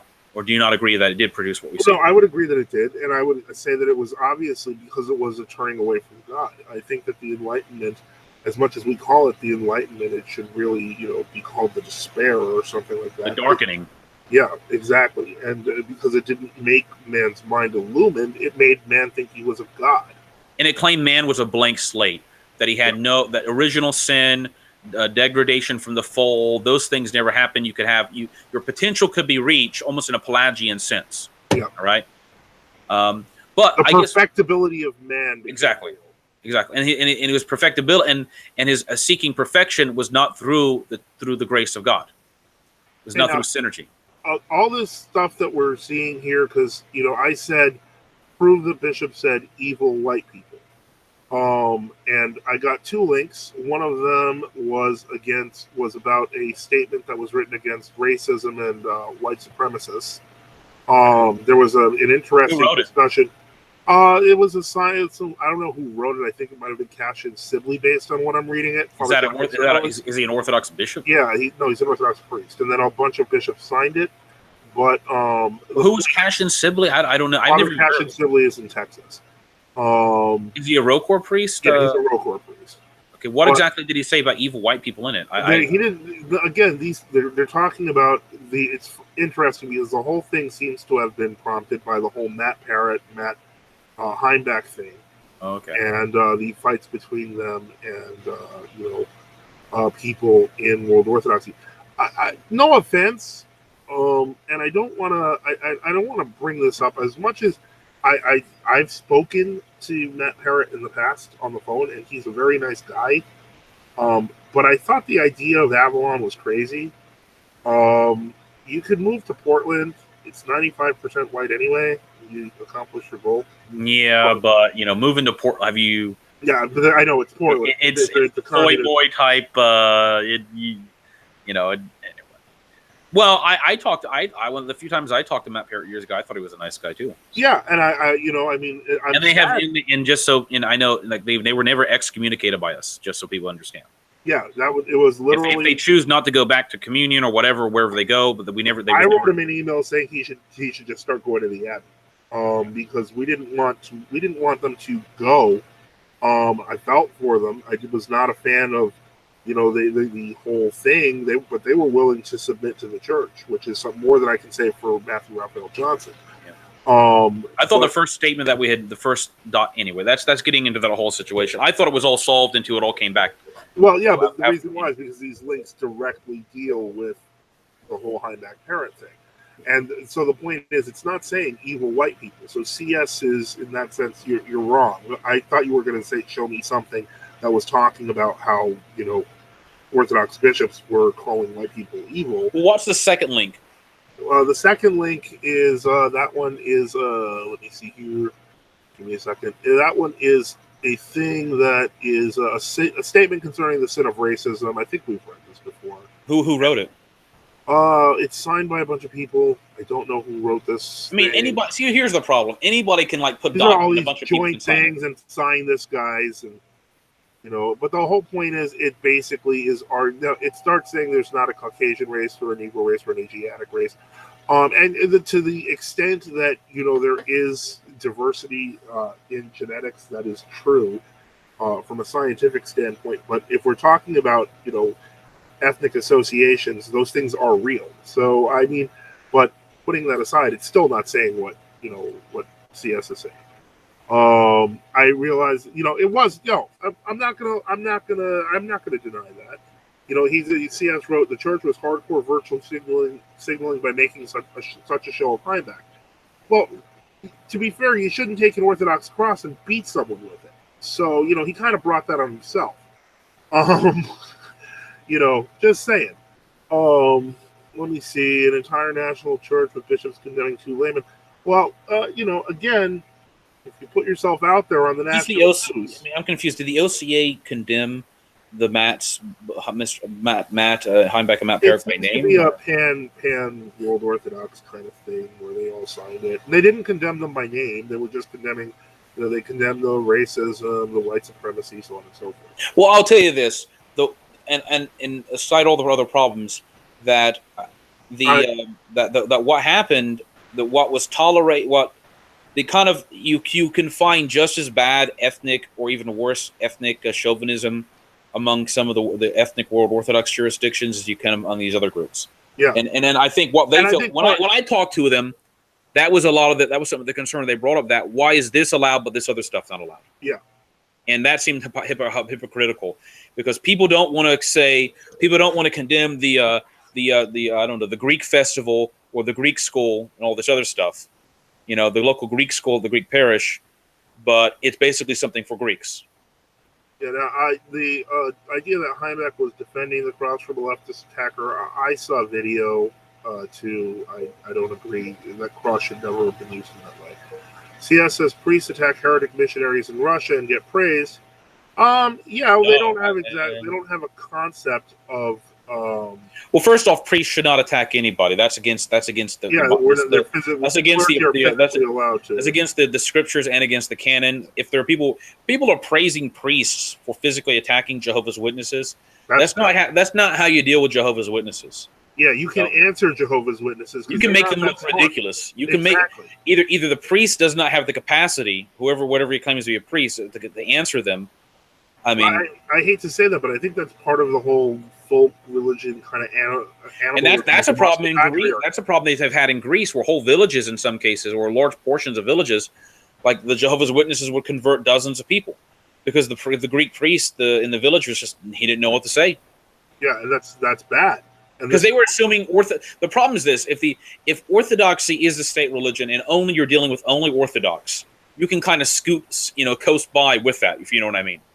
But as soon as the heretics come in with the false religion and they have all their supposedly sophisticated Bible arguments, they're not really sophisticated. They're not that. Then the priest who has a marginally better education and maybe he read the catechism a few times and knows how to do the liturgy, that suddenly becomes problematic when he doesn't know how to give an impromptu answer.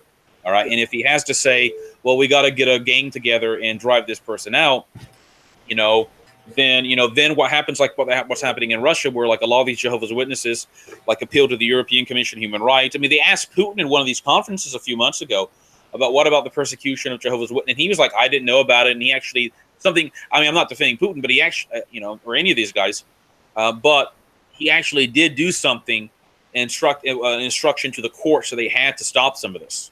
All right, because he felt he was being embarrassed. Like then they had a whole seating rearrangement with Patriarch Kirill. His seat rearranged because you got to think Putin does not want to be does not want to be embarrassed with some of the stuff, the scandals that they're promoting, whatever. But again, if people are praising Jehovah's Witnesses and saying it's good to condemn Heimbach, but it's positive to praise the ignorant village Russian priest beating some Jehovah's Witness with a cane or whatever, that's an inverted world order, if you know what I mean. Yeah, no, it is. So, and let's see here. Let's continue on. CS writes, "There's no white supremacy in America at all. We have a right to exist." Is this CS the Roman Catholic CS? I think so. Well, he said he's not Roman Catholic at the end of his last discussion. We don't know. Okay. All right. So, okay. I don't. I mean, what was the question again, Father? I'm sorry. Said, there's no white supremacy in America at all. We have a right to exist. I don't think anyone's denying that white people have a right to exist. Oh no, there are some people who do. No, some people. Yeah, no, there's some leftists who are denying. There's that Asian lady who had the Twitter New York Times writer. I think she ended up I don't know what happened to her, but the point is, but when you start seeing some of that stuff, it's always again back to leftism, and they don't. Their view is that ultimately they're so misanthropic they don't want anyone to exist. Is what it ultimately comes down to. These same people generally believe in gender bending. They generally believe in heavy abortion. They support infanticide. So it's. And did you see this weird thing that was on the news about this gay man and his gay other man friend or whatever, and he got his grandmother to carry his child? I was like this. I saw that someone posted it on their Facebook, and when I was checking my messages, I was like, this can't be real. And I looked it up. It actually is real. So the grandmother became the surrogate through some kind of, I guess, in vitro abomination. The surrogate. Would that technically make the kid his brother? If his grandmother is carrying his child, it would make the kid his nephew, his child, and his son and his uncle. So, and the grandmother was 61, and she had to have all these weird operations, I guess, to make her so she could have the baby. And it's and they were praising it, and oh, this is just one. This is horrible. And then they were talking about maybe eventually they could implant artificial wombs in the gay men and all this. I mean, well, and that's the thing that's remember what St. Paul says? For Romans 1, where they change the natural use of the women and of men. And they receive then the recompense in their bodies for their sins. And then there's a recompense in society. There's not just a physical destruction of their own bodies that happens, but there's a physical degradation that radiates out to the rest of society. So yeah, unfortunately, it's. But that's where it's gotten to the point where you have these people having their grandmothers carry their children, because they can't have children, obviously, with their pseudo, I don't even say the word lover, whatever the heck, the gay other friend guy or whatever. With their gay, I guess. Yeah, with the other faggot guy. But I'm just sorry. This just I don't know. You grew up in the 70s and 80s. I grew up in the late 80s, Father Joseph. I mean, I remember in the late 80s and 90s when they were trying to introduce some of this stuff. Everybody in school when I was growing up knew this was just absolutely ridiculous. Yeah. But I guess it's you gradually keep on emphasizing it, and over, I guess, decades it becomes acceptable. I don't know. I tend towards thinking that Generation Meme, if we don't have a name for them yet, that's the name I give them, is a bit more awake concerning this stuff. Because they realize this isn't normal. I mean, they just they glom towards it. And you see that with my youngest son. You have to be heavily brainwashed and continuously brainwashed. Continuously, heavily, and consistently by everyone around. If you get away from it from a few months and live in a normal environment, you begin to. It's all of a sudden, it's wow, I was in crazy town. For example, I saw there was, I don't know if it's true, there's supposedly this thing about if you stop smoking after a few months, you gain increasing better lung function. Yeah, no, that happens within a few weeks. Yeah, and you go back to you go back to more and more normalcy. Now you may have always kinds of problems, but it's better than just doubling down and smoking, 20 cigars or, a box of menthols every day, So, but you got to get away from it. Now, Timer asks, what form of governance should we have, fathers? Can I answer? Sure. Well, let me give my answer. My answer is that the best form of government I can decipher from reading the scriptures, the church fathers, the canons, and the saints is ideally a monarchical form of government. And in church history, monarchical forms of government have in church and Christian Orthodox history have existed in two forms. One is a generally strict hereditary monarchical form of government. That's what generally. The other is a form of government, a monarchical form of government that's more or less analogous to that which you had in the Byzantine Empire. For example, in the Christian Roman Empire, even in the East and the West, when they both became Orthodox, the emperors did not necessarily have to be of the bloodline or even the family of the previous emperor. For example, it's true you would have like Emperor Saint Constantine, and I think he had his son and his grandson was like the last emperor, and then that line kind of fell away. And I think maybe I think what happened was that there was a Spanish general named Theodosius who became extremely successful, and the Western emperor basically correct me if I'm wrong here from history. The Western emperor basically, I think, just said, "Oh no!" Before him, Valentinian. I think Valens had been the emperor. Yeah, and he had not been technically the Constantinian line, or he was maybe had married some fourth cousin of whatever. So in that system, it was based upon military merit. So, for example, like how did Saint Justinian become emperor? Well, because his uncle was a general, and his uncle had been a successful general. So the emperor, was it Zeno, or I'm not sure who came after Zeno, I can't remember. Kind of like, oh, this guy's a competent military commander.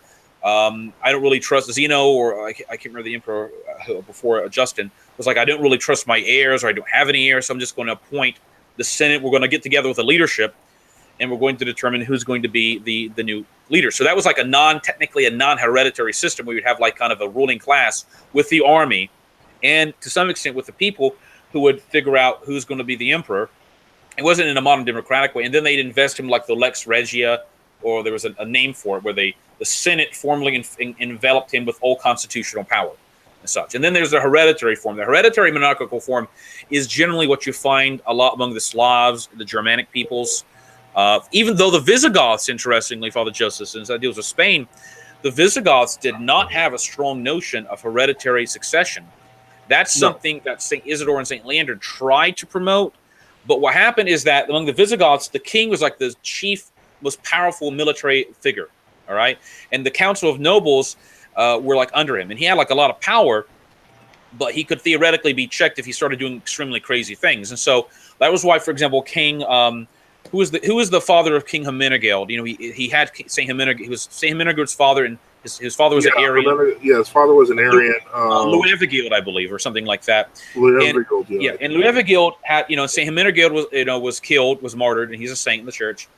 And Luevigild thought, well, Luevigild had his other son, Recared, made co-king with him. So that way, when he died, there would be no dispute, because none of the nobles would say, well, I'm going to become king or whatever. All right. Now, that being said, a lot of times, so my point is that seems to be as far as I can tell, the norm that is had. But a lot of times, emperors and whether they were hereditary or non-hereditary, would simply let the Senate or their kind of councils, their kind of estates general, to such extent they had it, kind of govern. Because if you're a successful commander or a successful ruler, unless you're a super genius and like a King Solomon type figure, you have to have advisors. And that means even if you don't want like a weird parliament taking over and becoming an oligarchy, you have to have some sort of, government, that advises you. Anyway, from my study, that's generally the ideal. Now, I will tell you there were always exemptions. Like, for example, I think the Kherson, which was a kind of a Greek city-state in Asia and Crimea, did exist for a very long time as kind of like a kind of a classical oligarchical republican state, if you know what I mean by that, where they had like restrictive voting and such. And it did technically, I think, around the 7th century or so, or a little bit earlier, they did technically acknowledge the Emperor of Constantinople as the titular head, but they were so far away they effectively were able to govern their own affairs. Part of this has to be that the monarch, the ruler, whether he's hereditary or he's a non-hereditary figure, has to be considered like kind of the vice regent in a certain sense. He represents God's rule on earth in an iconographic sense. So, I mean, even in America, I mean, who was it? Who was the chief procurator of the governing synod in the late 19th century? Pobenetsov, I believe. He wrote an interesting book called The Russian Statesman, or at least he had it translated into English. And in it, he comments that he thought the positive aspects, now, and he's obviously a Russian Orthodox writer looking at the United States from an outside perspective, and he made a lot of criticisms of, his book's actually very interesting, if you read it, of the United States governing system. But he thought that one of the positive, and he was, of course, an anti-Enlightenment figure, but he thought one of the things that kept the United States from going into total anarchy was they had at least kind of a president who kind of took over some sort of monarchical duties. All right. Yeah. So they didn't have a system where like it turned into kind of a parliamentary tyranny or such. But then again, the problem with that is because there's elections every 4 to 8 years or so.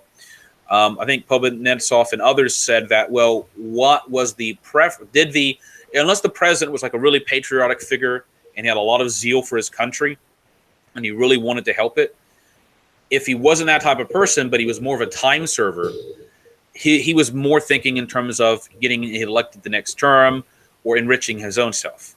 Whereas, for example, let's say in Russia, the Tsar, what could someone reasonably offer the Tsar in the 19th century or the 18th century? Let's say the 19th century. What could you offer the Tsar to bribe him to give you what you want?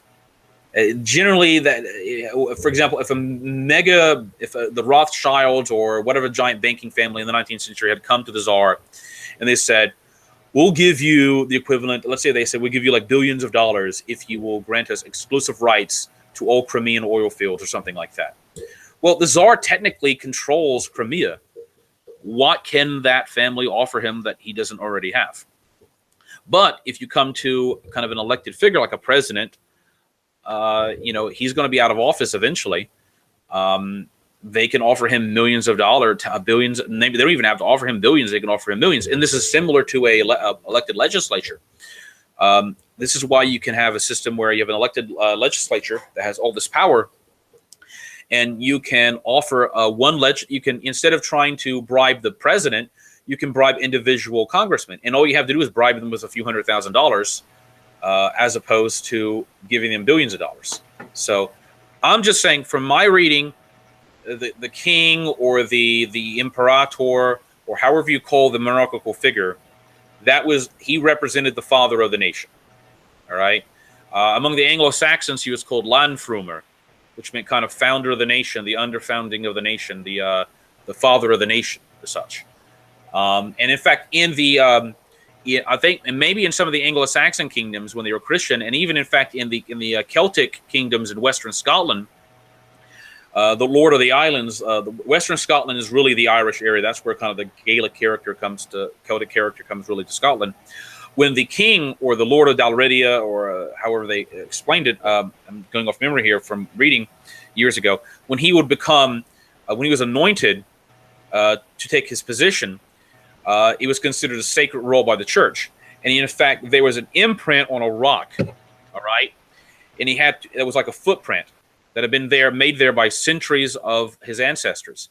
And the concept was he had to put his foot into that imprint, and by God's grace, he was in some way, he was symbolizing he was now one with the land, not in like a pagan sense, but but still in a real sense, and he was responsible for all the people. The problem, though, and maybe you can agree or disagree here, Father Joseph, is that in a modern American Enlightenment society, with how we have things, if I don't really know, and maybe someone disagree with me here, if we have that kind of culture to get kind of that kind of leader. I mean, even in England, where they kind of they only have a vestigial monarchy, they've all but in name embraced liberal Masonic republicanism. Yeah. All right, so it's like when people say stuff like Constantinople will be Greek again. I know this. I'm just relating this. The practical thing is, what are you going to do about the million Turks that are living there? Yep. All right. So, I mean, or America should have a monarch or a supreme constitutional dictator. Is that really a system that, at this point, we're culturally able to have? Because let's say, like, you actually had some guy become. That's part of the reason why, and a lot of people see Trump in that way because he has many of the qualities of one would find. Yeah, but he's still beholden to all kinds of people around him. Well, he claims he's not because he has money. But now now it's interesting that you say that, and that No Man's Land Games said, and most people, at least here in the U.S., treat the president like he's a monarch that has all power, or that's how they want it to be in some cases. And then Timer wrote, "An American monarch would be a liberal one. We shouldn't have an American monarch." That's part of the reason why. I mean, I'm kind of more. I know that I'm still a monarchist to some degree. I mean, I'm a minarchist if we're going to be technical, but I'm more of the seniorist system because I find that whenever you get to the point of monarchy and then it eventually leads to empire, and what happens is the larger and more spread out you are, and in this I agree with Pat Buchanan. The more spread out and confused the system becomes, the more bureaucratic it becomes, and ultimately it begins to collapse on itself. Well, that's what happened to Russia when it converted officially from the Tsardom to the Empire of Russia under Peter the Great. Yeah. But in his defense, though, the problem is that when you're ever dealing with Russia, it's very difficult to apply that to any other country because Russia had no natural barriers and it had only two options. If they lost a number of wars, the whole country would be conquered by like the Poles or the Turks or whatever. Yeah, or they had to constantly defeat their enemies and conquer land, and to hope they had enough land that if their enemy invaded them, they could defeat them in numerous battles before they got to the capital. I'm personally of the school. I do like the idea of elected monarchs from the perspective of coming from, say, the military. Because that's the Byzantine. That was not incompatible with the Byzantine model. Right, because the emperor was conceived almost like the supreme constitutional dictator, and although he did not technically, this did not mean they assumed the emperor had power to abolish moral law. If the emperor commanded you to murder somebody or to rape somebody, maybe they did it, but they did not have. You were not technically morally, you were not supposed to do it. And it wasn't until the 11th century that the anointing became a normative part of the Byzantine crowning ceremony. By the way, I hate to say this, but in this. The history of Utah is kind of instructive. And what I mean by that is that at a local level, one could apply the strongman dictator / military monarch theory without necessarily causing civil war, I would think. But Mormonism is a culturally created distinct thing in Utah, though. Yeah, but I only point to that not because of the fact that it's a model we should follow, but the fact that it's a model that can be done. And so I think that there's to some degree, remember how a lot of countries, the army is almost like the guardian of the people. Well, look at Venezuela now. Basically, the two presidents are fighting over the army. The two presidents. The other guy is not really the president. Well, Guaido. Well, he's got support. He's got foreign yeah. But the point I'm trying to make is, until if the army defects from Maduro, he becomes the president.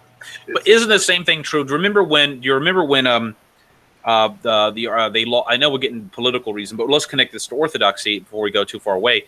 How in Argentina, when they had the Falkland War, right? Mm-hmm. And when the Argentina, am I correct? Argentina was fighting Britain, right? Yes. Yeah. They lost, and the people who had been supportive initially, turned against the general who was the president. And then the army basically eventually turned against him, and then he lost power essentially after that, because I guess here's the difference is that a lot of these countries, like Latin American countries, or even older, like in the Byzantine Empire, the army had an immense amount of power because it almost had this. I hate to use the word democratic in like the modern sense, but had this consensus part, even though they had a lot of mercenaries. That's true, and there was always the mob of Constantinople you had to deal with, but. In like countries like these, like Latin American countries and others, the army was made up of a lot of times regular people with an officer corps, and though we don't want to lionize Latin America, because they have their own Bolivar, who was a Mason, and all the rest, and so yeah.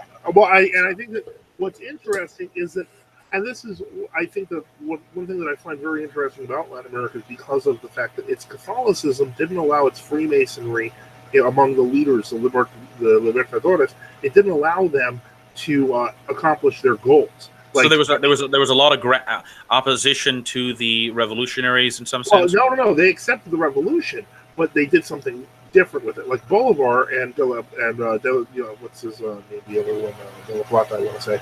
The point is, they both believed in the idea that they wanted to create Latin America and turn it into like a United States of Latin countries, and that never happened because of the fact that once each of these groups gained power in each country, they were like, no, we're going to stay ourselves. And so there was never that sort of republicanism that took over in the U.S. So it's who was that president that I think almost like he's a Central American president in the 1850s up to he was like president for like 40 years, and he was like this big kind of like almost like considered a reactionary conservative, but anyway, he was like the reaction to the revolution and to the Masonry and such. Yeah. All right, I can't remember his name. I can't either, but that's not uncommon in Latin America to have. But he was still popular. But he wasn't reactionary in the sense of like, oh, I don't care about the poor people. He did land reforms because he realized that it was one, moral, and two, that a lot of the the people who had the super wealthy class who had collected all this land and did it by illegitimate means were creating the circumstances for things like a violent revolution to happen eventually. All right. And I was just reading earlier today the book of Proverbs, and I think it was Proverbs 26 or 28:1. It says the wicked man flees where none pursues. All right, but also if you look at the next verse, I don't have my Bible with me, but it says the next part of the verse is something like, but the righteous man or the just one is like a roaring lion; he always stands. All right, even when his enemies come after him. I'm kind of paraphrasing it and such. But I suppose that's what we kind of need in the country, but I don't know. But again, my point, Father Joseph, I'm talking too long, is that if you try to establish something like a monarchy in America, like I think one of the commenters I heard you mention, read this comment out, would it really turn out like you want it to, or would it be like something worse than we have now? I guess I don't know. I would rather have an Orthodox governor than an Orthodox president, quote unquote, because that governor can do a lot more for his local people and in defense of the church than bought out the system. Yeah. Now, and notice that you have, at least from what I've been seeing on LifeSite News and a few other places, a lot of these state legislatures have been passing laws, not just bills, but laws outlawing abortion for any child with a beating heart in the womb, or even totally outlawing it. That's a big thing. And they're basically challenging the Supreme Court with the supposedly majority pro-life judges, supposedly, to take the case or not to take the case. And I think this is interesting because this will show whether the people who are on this court, whether they actually have the courage of what their supposed convictions are, or this is just a political tool they're using. If you know what I mean? Yeah. Because that seems to be that seems to be unfortunate. Like I remember when I was growing up, all the older people gradually were switching over from the Democrats to the Republicans because of these issues, like of the abortion issue, and then the gay stuff started happening. All right, because they were like they didn't want to, but they weren't going to. They couldn't stand. The different leaders, national Democratic leaders or whatever, saying and doing stuff, and then they were expected to somehow vote for them. But I guess But again, like you said, at a local level, I know someone told me, years ago, there was someone who was saying that, oh, well, any type of voting is evil and it's against orthodoxy. And I pointed out how there was a case in Louisiana, the state government working with the pro-life agencies managed to close down the last abortion clinic in Louisiana. Now, the Planned Parenthood and the pro-abortionists came in and funded this one abortion clinic to keep it open, even though nobody was using it or hardly anybody was using it. But that was an example in which you had, in fact, kind of a mass popular movement that was in fact for something extremely popular. All right. So so Louisiana, or let's say Nevada and Utah or whatever, I don't know about Nevada, but they could do something like this because you have more direct control over those people who are your local leaders. But if you're going to try to apply to some elected president in Washington, I mean, how much authority do you really have over him? Well, I do believe, and this is going to sound stupid, I think we really need to restore the militias. So now we've really gotten all. We really. Well, we got related to orthodoxy. I'm saying it's connected to the sheriff. But if you have an Orthodox sheriff and so on and so forth, I mean, there's ways that it could be done that are compatible with the church, as long as it's not. And the posse of the sheriff, the old Western posse, that was the old form of that was essentially the militia, because the militia was all armed men. In fact, if you go into Anglo-Saxon history, I can't remember the name of it, but every kind of every man who could use a weapon, possibly use a weapon, was considered part of like the great host of the king. All right, that's like the national militia. There was a name for it. I can't remember in Anglo-Saxon such. And in fact, people forget that if you were denied the right to serve in the local militia, like of King Alfred or of the country, that was considered one of the greatest insults. All right. Because people thought that was an obligation that they necessarily had. All right, but but I guess that's probably part of the issues we're seeing. We have this, kind of civic individualism, where the purpose of society has turned into simply the gratification of the individual. Yeah, historically, it's always been that the church is your mother and the state is your fatherland. That's where fatherland comes from. Yeah, well, I mean, exactly. Just patria, the Latin word. I don't know what the Spanish word for country is, or homeland. I think it might be something like patria. Yeah, it's something similar. Like for example, patria, which is patria. Exactly, patria. In fact, in Latin, that's patria means fatherland. It doesn't mean land. It means the place of the fathers, the fatherly thing. All right, or the motherland, the land you grew up in the land of your ancestors and such. Well, motherland wasn't common because, again, the church was considered mother. Yes, and so this. And although, of course, if it's an Orthodox country, the state is in a real sense part of the church, in as much as all the laity are part of the church, which they are. Well, now you can almost see. I mean, not that I'm going to close. I think we should close out here, but you can really see kind of the demonic twist in the separation of church and state. Mm-hmm. In terms of you're divorcing your mother, the church, from your father, the land. It's that's kind of devious and satanic. Well, and the arguments that many have tried to use is that you have to have separation of church and state because of persecution and all the rest. Though there's that's not happening now. Well, exactly. It's just secularism trying to find ways to persecute the church. So you're never really going to have a true separation of church and state. That's simply not going to happen. It's who's going to be in power controlling it. Yeah. That's ultimately where what you're going to. And are the people in power? Are they going to? Because you're always going to unfortunately have that political power. And as long as the Antichrist isn't here, we have some ability to influence and manipulate those in power. Once the Antichrist comes, then it's going to basically be hiding from those in power. Yeah, but the Antichrist power he's not going to be the true lawful authority. He's going to be an anti-authority. Yep. Right? Because authority is conceived in the Christian sense as the authority to what the purpose of the civil authority is in Romans 13, to punish evil, to promote good, to restrain evil, punish the evildoer. But if you have the opposite, or like let's say the Soviets, like Lenin or Stalin, they were not were they promoting good, or were they really what they did the exact opposite? As it says in the prophets, that woe to those who call good evil and evil good. All right. So if the so-called authorities call evil good and they reverse everything, is that a true authority? It's only an authority in the sense that they have physical power that they could punish you. But it's not a true authority. And for example, that's why St. Augustine could consider the Roman emperors, even before they were Christian, or even the Roman Senate or other authorities that were pagan, to be in a sense of legitimate authorities, because they weren't founded fundamentally upon the concept of attacking God, even if they were very much wrong about religion, obviously, if you know what I mean. Yeah. All right, that's why, for example, if you deal with the Soviet authority, it was founded upon the very basis of anti-orthodoxy.